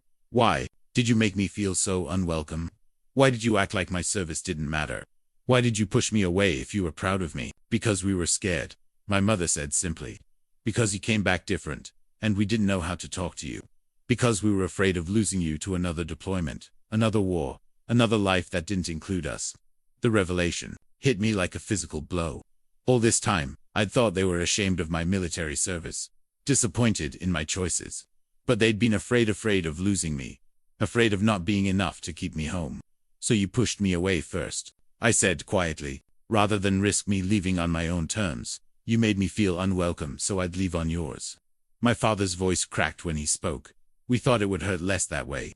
"It didn't," I said. "It hurt more, and it led to this." Agent Morrison stepped forward gently. "Mr. and Mrs. Rucker, I understand this is a difficult family situation, but we still need to address the federal crimes that were committed. The emotional context doesn't change the legal reality." My mother looked at me one last time before Agent Morrison led them away. "Aaron, can you ever forgive us?" I held the envelope full of newspaper clippings and military commendations, proof that they had loved me and been proud of me, even as they were pushing me away. It made everything more complicated and somehow more heartbreaking. "I don't know, Mom," I said honestly. "I really don't know." As my parents were escorted out of the house, I stood alone in the living room where I'd grown up, surrounded by the remnants of my own fake funeral, the memorial displays, the flowers, the guest book full of condolences for a death that never happened, all of it testimony to a family's spectacular dysfunction. Behind me, my Marines remained at their posts, solid and dependable in a way my blood family had never been. Marcus approached and put a hand on my shoulder. "You're okay, brother?" I looked around the empty house, at the evidence of 6 months of fraud and lies, at the envelope full of proof that my parents had loved me even as they betrayed me. "I will be," I said, "but it's going to take some time." Outside, I could hear the FBI agents loading evidence into their vehicles, documenting the scene of crimes that would probably send my entire family to federal prison. The celebration of my life had become the destruction of theirs. But for the first time in 3 years, I knew exactly who I was and where I belonged. Not with the people who had given me life, but with the ones who had earned the right to call me family. After my parents were taken away for questioning, Agent Morrison returned to collect witness statements from my Marines. What happened next was something I hadn't anticipated, testament to my character from 23 men who had served beside me in some of the worst conditions imaginable. Agent Morrison set up in the dining room, the same place where I'd eaten that cold homecoming dinner 3 years ago. One by one, my Marines sat across from her and spoke about the man they knew me to be. Marcus went first, his dress blues still immaculate, despite the emotional chaos of the afternoon. "Aaron Rucker is the finest Marine I've ever served with," he told Agent Morrison, his voice carrying the authority of someone who'd led men in combat. "In Afghanistan, he saved my life twice. Once when our convoy hit an IED, he pulled me out of a burning vehicle while taking fire from Taliban fighters. The second time, he identified a sniper position that would have wiped out half our squad." Agent Morrison looked up from her notes, and his character outside of combat situations. "Unimpeachable," Marcus said without hesitation. "Aaron was the guy other Marines came to when they had problems, financial trouble, family issues, struggles with PTSD. He'd give you the shirt off his back, literally. I've seen him do it." Rodriguez was next. He still wore the work clothes he'd driven straight from his construction job in Kansas, but he sat with military bearing as he spoke. "Agent Morrison, I need you to understand something about Aaron," he said. "When I came back from Afghanistan, I was a mess. Drinking too much, couldn't hold a job. My wife was threatening to leave me. Aaron drove 8 hours from Denver to my house in Kansas City, sat with me for 3 days, and helped me get into a treatment program. How often did you two communicate?" "Every few weeks." Aaron checked on all of us, not just me, but every Marine from our unit. If someone was struggling, Aaron would find out and do something about it. He's been supporting the widow of our squadmate Johnson for 2 years, sending money for her kids' school clothes. Agent Morrison made careful notes. "So Mr. Rucker maintained close contact with his military family. Closer than most people maintain with their blood family," Rodriguez said pointedly. "Thompson, our old medic, provided a different perspective. When his turn came, I treated Aaron for shrapnel wounds in Afghanistan, he told Agent Morrison. While I was stitching him up, he was asking about the condition of the other Marines who'd been hit in the same explosion. His own leg was torn up, but he was worried about everyone else first. What about his mental state after returning from deployment? Thompson considered the question carefully. Aaron struggled with transition, like a lot of us did. But he dealt with it the right way: therapy, support groups, meaningful work, helping other veterans. He never let his own problems become other people's problems. As the interviews continued, a pattern emerged. Every Marine had a story about Aaron's loyalty, his generosity, his unwavering commitment to taking care of his brothers. They spoke about him with the kind of respect and affection that can only be earned through shared hardship and demonstrated character. Williams, who'd driven from Nevada, told Agent Morrison about the time Aaron had loaned him $5,000 to avoid foreclosure on his house money Aaron didn't really have to spare, given without any formal loan documents, paid back over 2 years without interest. Peterson talked about Aaron's work with veteran suicide prevention, how he'd talked 3 different Marines through crisis situations, how he'd once driven through the night to sit with a struggling veteran in a hospital psychiatric ward. Jenkins described Aaron's leadership style: in combat calm, under pressure, protective of his men, willing to take risks to keep others safe. As I listened to these testimonies, I realized something profound. These men knew me better than my own family ever had. They understood my values, respected my choices, and had seen me at my best and worst. They'd witnessed my courage and my vulnerability, my strengths and my struggles, and they'd chosen to stand by me through all of it. Agent Morrison's final question to each Marine was the same. Based on your knowledge of Aaron Rucker's character, are you surprised by his family's actions? The answers were remarkably consistent. Not surprised they pushed him away, Marcus said. Aaron's integrity makes people uncomfortable when they're not living up to their own standards. But I'm shocked they'd commit crimes against him. Aaron would have helped them if they'd just asked. Aaron comes from a different moral universe than people who fake death certificates for money, Rodriguez said bluntly. The saddest part, Thompson added, is that they had a son they should have been proud of, and they threw him away for insurance money. By the time Agent Morrison finished collecting statements, she had 23 character witnesses who painted a picture of integrity, loyalty, and service that stood in stark contrast to my family's crimes. She approached me as my Marines were preparing to leave. Mr. Rucker, in 15 years with the FBI, I've never seen anything like this. 23 people drove hundreds of miles to support you today. And every single one of them spoke about your character with genuine respect and affection. They're my brothers, I said simply. Yes, they are, she agreed. And their testimony is going to be crucial if this case goes to trial. Your family's defense team will probably try to paint you as someone who abandoned his family, who somehow deserved what happened to him. These Marines just made that argument impossible. As the sun began to set, my Marines gathered in the front yard for final goodbyes. Some had long drives ahead of them, others flights to catch, but none of them seemed to be in a hurry to leave. Aaron, Marcus said, pulling me aside, you know you've got family in 23 states now, right? Any one of us would be honored to have you at our dinner table, in our guest room, in our lives. I know, I said, and for the first time in years, I truly did know. I wasn't alone. I'd never been alone. I'd just been looking for family in the wrong places. As each Marine said goodbye, they offered the same thing: a place to stay, a job reference, a phone number to call any time, day or night. The contrast with my biological family's treatment couldn't have been starker. Rodriguez was the last to leave. Aaron, you saved my life in Afghanistan. Today, you let me return the favor. Thank you for that. I watched their taillights disappear into the evening, these men who had dropped everything to stand beside me when I needed them most. Then I turned to look at my childhood home one last time, the house where I'd learned that blood doesn't guarantee loyalty, where I'd discovered that the people who raised you might not be the people who truly know you. Tomorrow, the FBI would continue their investigation. My family would face federal charges. The local news would probably cover the story of the man who crashed his own funeral. But tonight, I was going back to Denver, to the life I'd built, to the community that valued me for who I was, rather than who they thought I should be. I'd finally learned the difference between the family you're born into and the family you choose. And I'd chosen well.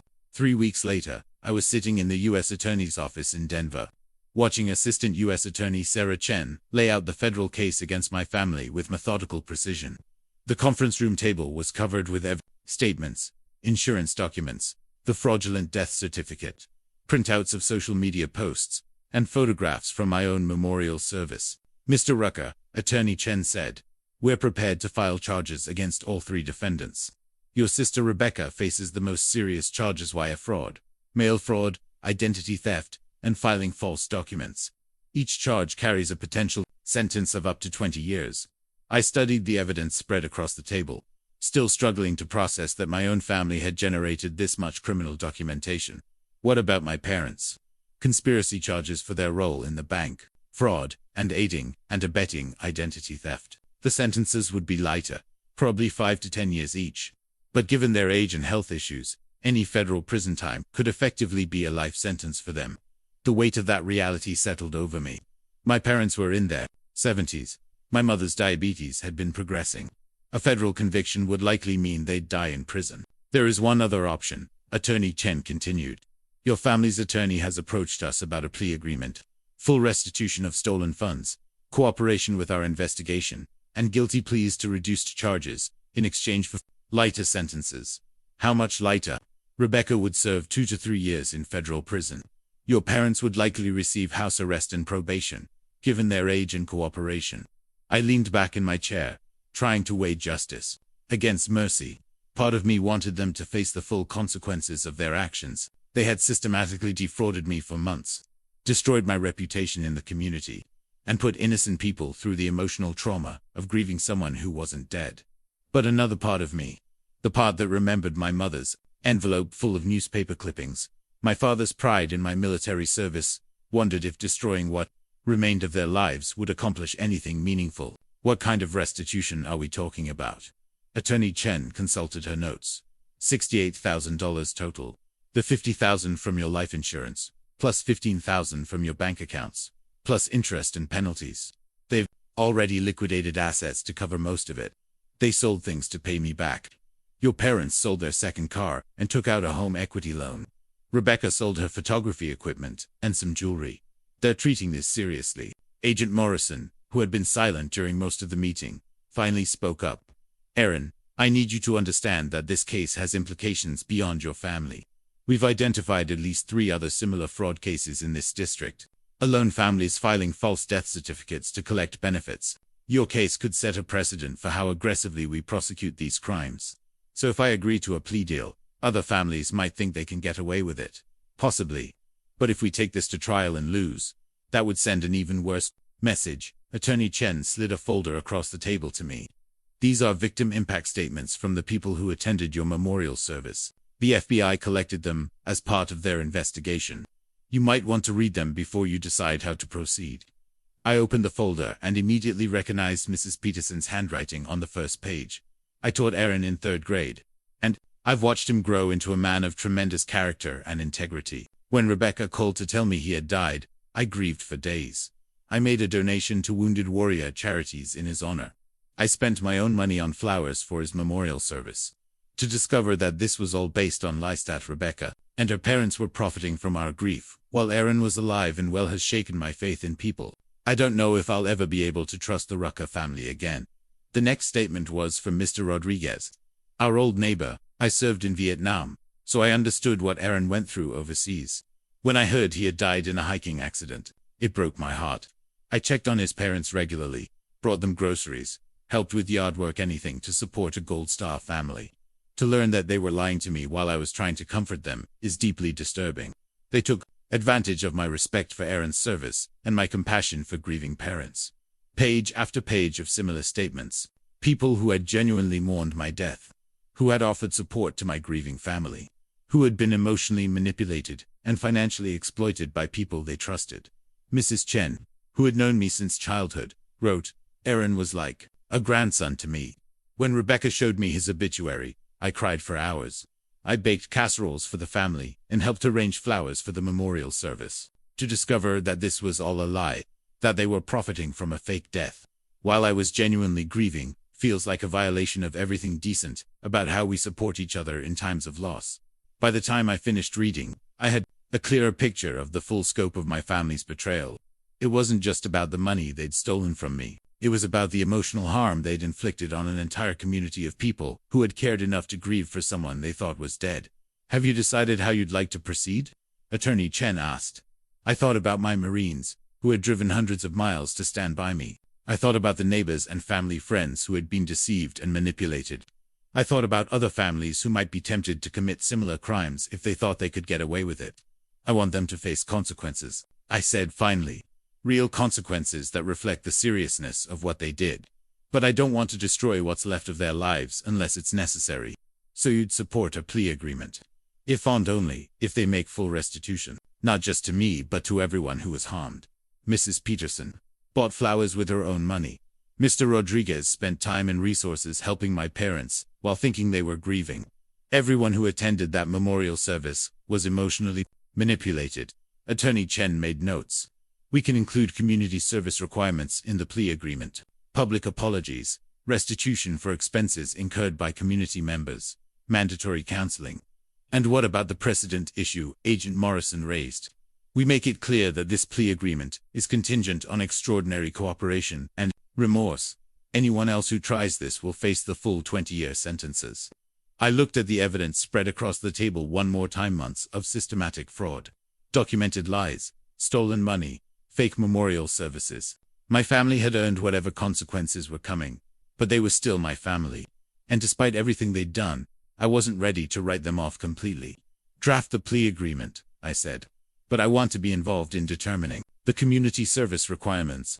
The people they hurt deserve to have a voice in how this gets resolved. Attorney Chen nodded. We'll be in touch once we've negotiated the details with their attorney. As I left the federal building, I felt something I hadn't experienced in weeks. Closure. Not the kind that comes from revenge, but the kind that comes from knowing that justice will be served while still leaving room for the possibility of redemption. My family had made their choices. Now they would live with the consequences. But those consequences would be measured and proportional, designed to repair harm rather than simply inflict punishment. It wasn't the ending I would have chosen, but it was an ending I could live with. The next phase of this story would be about rebuilding my life, my relationships, and maybe, someday, my family. But that was a challenge for tomorrow. Today, I was finally free. The story broke in the Minneapolis Star-Tribune, 2 days after the plea agreements were signed. I was drinking my morning coffee in Denver when Marcus called to read me the headline. Local family arrested for faking son's death. Collecting insurance benefits. Have you seen this? He asked. It's gone viral. Every major news outlet is picking it up. I hadn't looked at social media or news websites since returning from Minnesota. I'd been trying to process what had happened, to figure out how to move forward with my life now that the immediate crisis was over. But Marcus's call forced me to confront the reality that this story was bigger than just my family's dysfunction. It had become a public scandal. The article was thorough and damning. Reporter Jennifer Walsh had interviewed several of the memorial service attendees, Agent Morrison, and even Attorney Chen. The details were all there. The fake death certificate, the insurance fraud, the memorial service that I'd crashed with, 23 Marines. But it was the community reaction that surprised me most. Mrs. Peterson was quoted extensively. Aaron Rucker is a hero who served our country with distinction. What his family did to him and to all of us who genuinely mourned his supposed death is unforgivable. They exploited our grief and our patriotism for money. Mr. Rodriguez had been even more direct. I spent 2 months bringing groceries to people I thought had lost their son in military service. I helped with yard work, offered emotional support, treated them like gold star parents. To discover it was all a lie makes me question everything I thought I knew about human decency. The article included a photo from my memorial service. My memorial displays the flowers, the guest book full of condolences. Seeing it in print made the whole situation feel surreal all over again. But the story had legs beyond just local interest.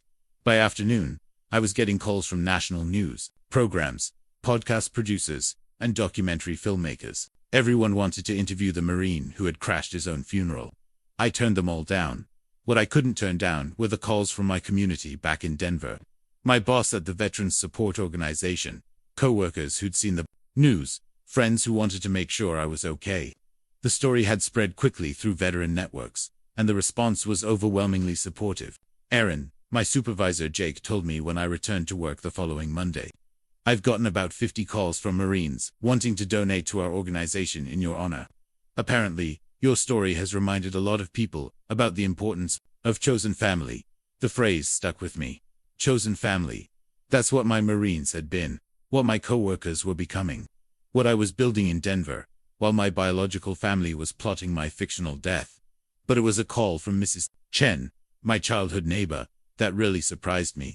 "Aaron, honey," she said, her voice warm with the affection I remembered from when I was 8 years old, and she'd bandaged my scraped knees. "I've been following the news coverage, and I want you to know that everyone in the old neighborhood is talking about how proud they are of you. Proud of me. For what? For how you handled this situation. You could have been vindictive. You could have pushed for the maximum sentences and destroyed your family completely. Instead, you found a way to seek justice while still showing mercy. I hadn't thought about it that way. The plea agreements had felt like a compromise, a way to avoid the emotional trauma of a trial, while still ensuring my family faced consequences for their crimes. Mrs. Chen, I need to ask, did my family's lies hurt you financially? Did you spend money on flowers, food, anything for the memorial service? Of course I did, honey, we all did. But that's not what this is about. It is to me. I want to make sure everyone gets reimbursed for what they spent. Aaron, you don't need to. Yes, I do. Part of the plea agreement requires them to make restitution to community members who were harmed. I'm going to make sure that happens. Over the next week, I worked with Attorney Chen to identify everyone who had incurred expenses because of my family's lies. Mrs. Peterson's flowers, Mr. Rodriguez's groceries for my parents, Mrs. Chen's casseroles, the small donations several people had made to veterans charities in my honor. It all added up to about $3,000. But the financial restitution was just the beginning. The plea agreement also required each member of my family to write personal apology letters to every person who attended the memorial service, and to perform 200 hours of community service specifically related to supporting military families. Rebecca's letter to Mrs. Peterson was the first one I read. "Mrs. Peterson, I know there are no words that can adequately express my remorse for what I put you through. You taught my brother in 3rd grade. You watched him grow up. And you genuinely mourned his death when I told you he had died. I exploited your kindness, your patriotism, and your affection for Aaron for my own financial gain. There is no excuse for what I did. I am deeply, profoundly sorry for the pain I caused you, and for violating your trust.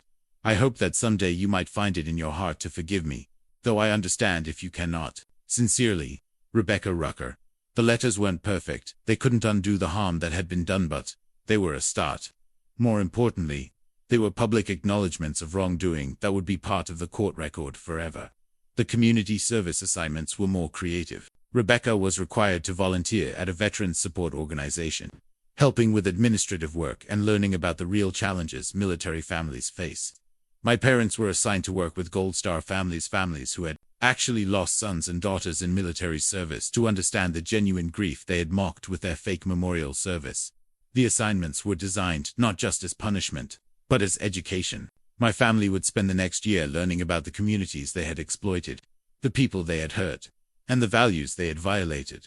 But perhaps the most meaningful response came from an unexpected source: other military families who had seen the news coverage and reached out to share their own stories. A Marine named David Thompson from Oregon called to tell me about his own family's rejection when he returned from Iraq. "My parents never faked my death," he said, "but they made it clear I wasn't welcome in their lives anymore either. Your story reminded me that the brothers we serve with are sometimes the only real family we have." A Navy veteran named Susan Martinez sent an email describing how her family had tried to control her with financial manipulation after her discharge. "Reading about what you went through helped me understand that I wasn't crazy for cutting contact with toxic family members, even when they're blood relatives." The story had resonated with military families across the country, who understood the unique challenges of transitioning from service to civilian life, especially when your biological family doesn't understand or support the person you've become. Within a month of the news coverage, I'd received over 200 letters and emails from veterans sharing their own stories of family rejection, financial exploitation, and the importance of chosen family. Many of them had been inspired to reconnect with their military brothers and sisters, to rebuild the support networks that had sustained them during service. The story of my fake funeral had become something bigger than my family's crimes. had become a reminder that loyalty and love aren't determined by blood, but by choice, consistency, and character. Standing in my Denver apartment, reading letters from veterans across the country who had found hope in my story, I realized that my family's betrayal had led to something they never could have anticipated, a community of support that extended far beyond the 23 Marines who had stood by me that day. They had tried to erase me for money. Instead, they had helped me discover exactly who I was and where I belonged. Sometimes, the greatest victories come from the worst betrayals. This was becoming one of those times. 6 months after crashing my own funeral, I was sitting in Dr. Patricia Williams' office in Denver, finally ready to talk about what had happened. I'd resisted therapy for years, common reaction among Marines who were trained to handle problems independently, but the betrayal by my family had shaken something loose in me that couldn't be fixed with willpower alone. "Aaron," Dr. Williams said, settling into a chair with a kind of calm presence that made our office feel like sanctuary, "you've been through a profound trauma. Identity theft. Yes, but also identity erasure. Your family didn't just steal money from you, they tried to steal your existence." I shifted uncomfortably in the leather chair. Even 6 months later, talking about it felt surreal. The hardest part, I admitted, is that I keep wondering if I somehow deserved it. If I was such a terrible son that this was justified. "Let's explore that," she said. "What would a terrible son have to do to deserve being declared dead and defrauded by his own family?" I thought about it seriously. I don't know. Murder someone. Abuse children. Something truly heinous. And what did you actually do? I left home after feeling unwelcome. I stopped calling people who made it clear they didn't want to hear from me. "Self-preservation," she said. "You protected yourself from a toxic environment. That's not a crime, Aaron. That's emotional intelligence." Over the following weeks, Dr. Williams helped me understand the dynamics that had shaped my family relationships from childhood, the scapegoating, the emotional manipulation, the way I'd been trained to accept responsibility for other people's feelings while minimizing my own needs. "Your family's fraud wasn't about money," she explained during one session. "It was about control. When you left and built a successful life without them, you proved that their narrative about you being the family failure was wrong. Declaring you dead was their way of regaining control of the story." The insight was both liberating and heartbreaking. For years, I'd carried guilt about disappointing my family, about not being the son they wanted me to be.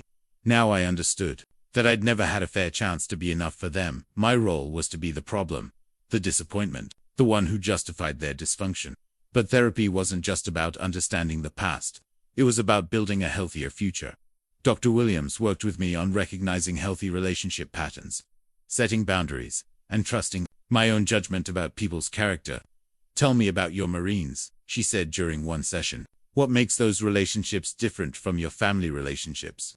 I thought about Marcus, Rodriguez, Thompson, and the others who had dropped everything to stand by me. "They earned the right to be in my life," I said. "They've proven their loyalty through actions, not just words. And I've earned my place in their lives the same way." "Earned relationships versus entitled relationships." She nodded. "Your family felt entitled to your money, your forgiveness, your presence, regardless of how they treated you. Your Marines understand that relationships require mutual respect and consistent behavior." The therapy sessions helped, but the real healing came from the new community I was building in Denver. My work at the Veteran Support Organization had expanded after the news coverage we'd received. Significant donations, inspired by my story, allowing us to help more veterans with housing, job placement, and mental health services. More importantly, I'd started a support group for veterans dealing with family rejection and toxic relationships. We met every Thursday evening in the community room of my apartment complex, sharing stories and strategies for building chosen families when blood families failed. The group started with just 3 people, me, a Navy veteran named Patricia, whose parents had disowned her for being gay, and an Army Ranger named Mike, whose family had cut him off for refusing to join the family business after his discharge. Within 6 months, we had regular attendance of 15 to 20 veterans, all working through similar issues of family betrayal and the challenge of building authentic relationships. "The thing about chosen family," Patricia said during one meeting, "is that it requires intentionality. You can't just assume people will be there for you. You have to show up for them too." Mike nodded. "With my blood family, I was always trying to prove I was worth loving. With my chosen family, I focus on being worthy of the love I'm already receiving." These Thursday night meetings became the anchor of my week. We celebrated each other's victories, job promotions, new relationships, successful family boundary setting. We supported each other through setbacks, PTSD episodes, financial struggles, dating disasters. We became what families are supposed to be, a network of mutual support and unconditional acceptance. The group also helped me process my ongoing relationship with my biological family. Through the plea agreement, I received regular updates on their community service progress. Rebecca was volunteering at a veterans organization in Minneapolis, helping with intake interviews and administrative work. My parents were working with Gold Star families, learning about genuine grief and sacrifice. Their apology letters had evolved from the initial court-mandated versions to more thoughtful, personal communications. Rebecca's latest letter, written 4 months into her community service, showed real growth.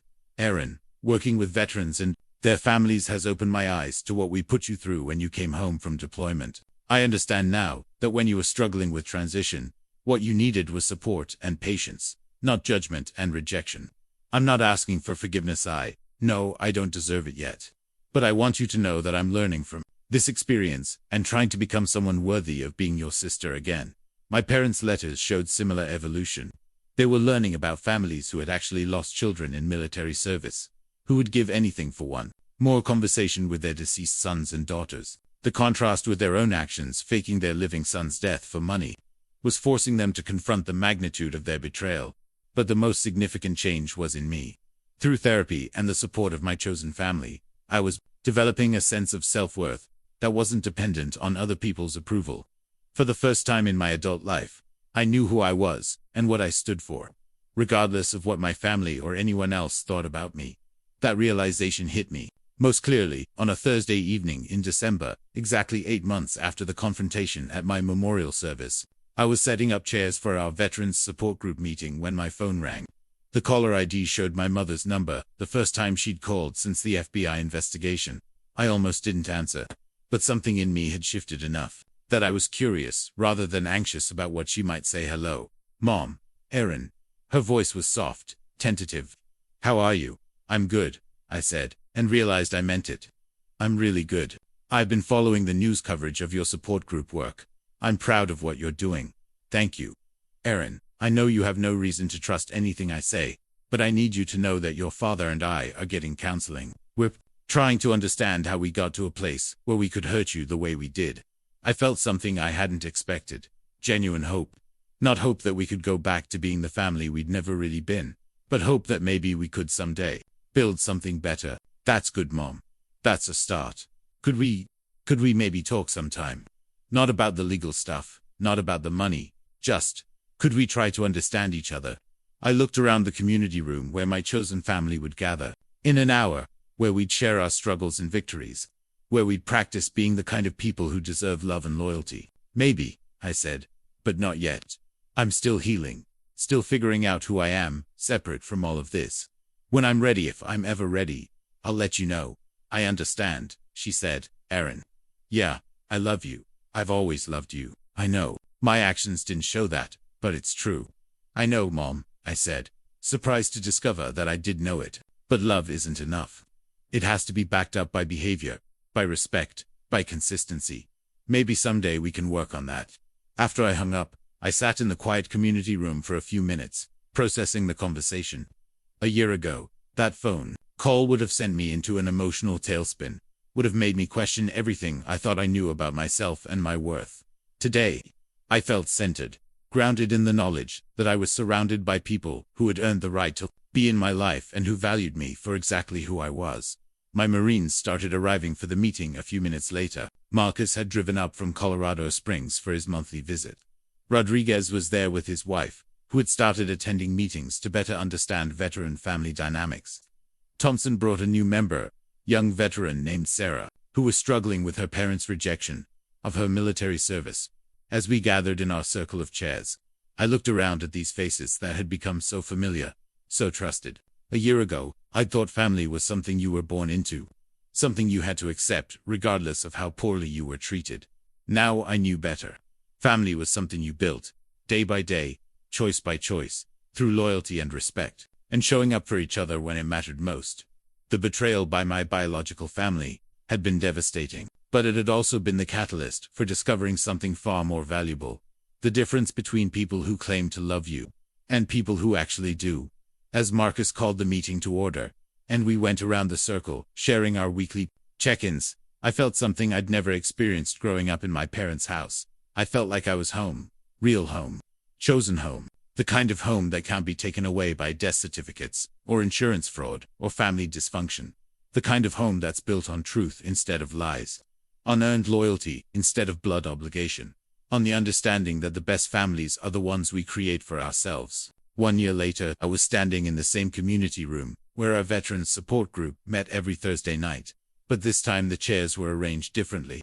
Instead of our usual circle, they were set up in rows, facing a small podium. The room was packed with Marines, veterans, family members, and friends who had come to celebrate something none of us could have imagined a year ago.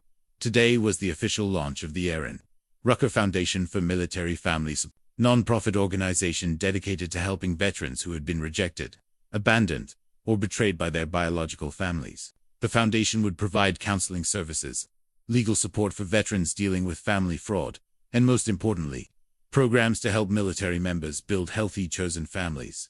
Marcus stepped up to the podium first, wearing the same dress blues he'd worn to my fake funeral a year earlier. But today, instead of standing guard against my family's lies, he was here to celebrate the truth I'd built from the wreckage of their betrayal.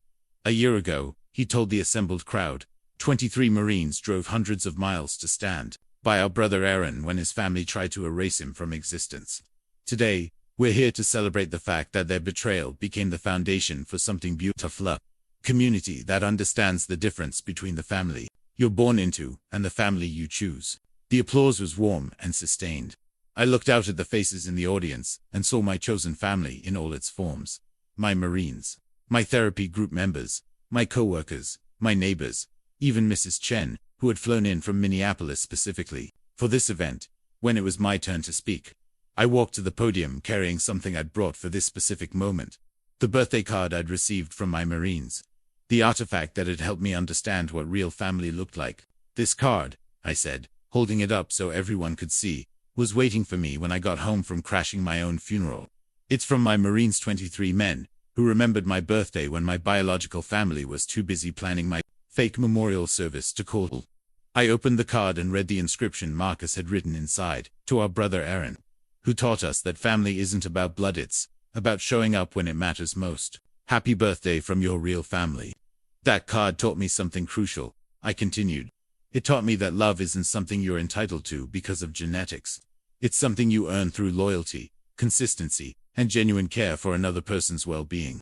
I talked about the journey of the past year, the therapy that had helped me understand my family's dysfunction, the legal process that had brought justice while still allowing for the possibility of redemption, and most importantly, the community I'd built with people who shared my values and commitment to authentic relationships.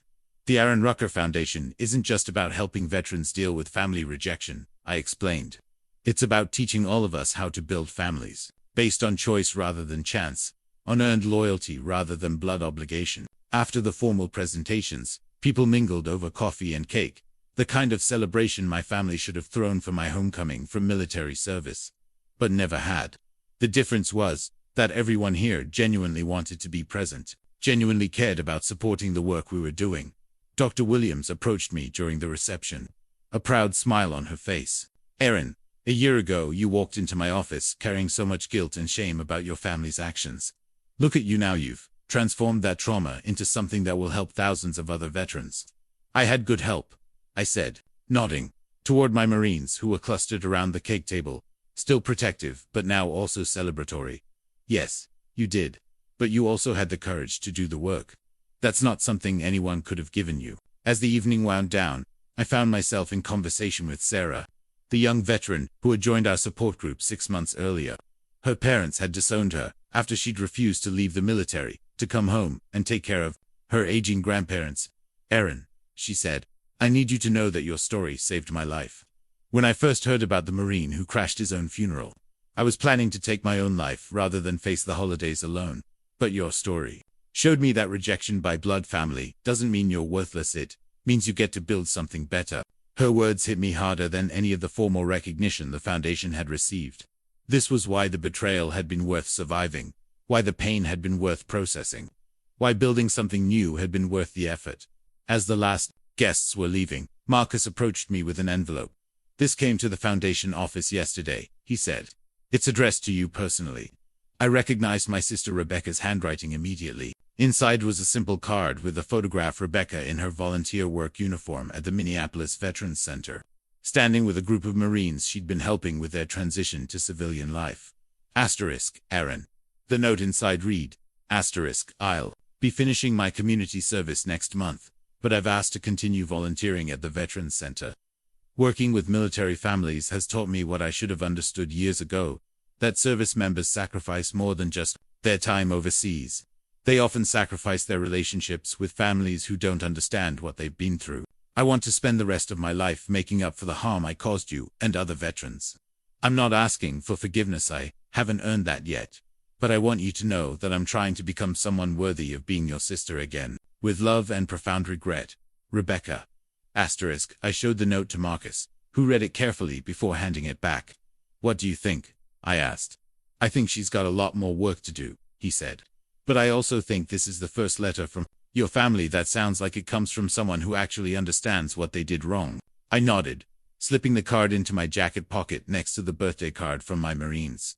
Both cards represented different aspects of family. One, the bond you build through earned loyalty. The other, the possibility of rebuilding something that had been broken through genuine accountability and change. As I locked up the community room and headed home to my apartment, I reflected on how much had changed in 12 months. A year ago, I'd been living in exile from my family, convinced that their rejection meant something was fundamentally wrong with me. Now I understood that their rejection had actually been a gift. It had forced me to discover who I really was, when I wasn't trying to meet their impossible expectations. It had led me to my chosen family, to meaningful work, to a sense of purpose that was entirely my own.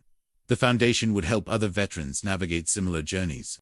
We'd provide counseling for those dealing with family rejection, legal support for those facing fraud or abuse, and most importantly, programs to help military members build the kinds of authentic relationships that sustain you through both combat and civilian life. My phone buzzed with a text from Rodriguez.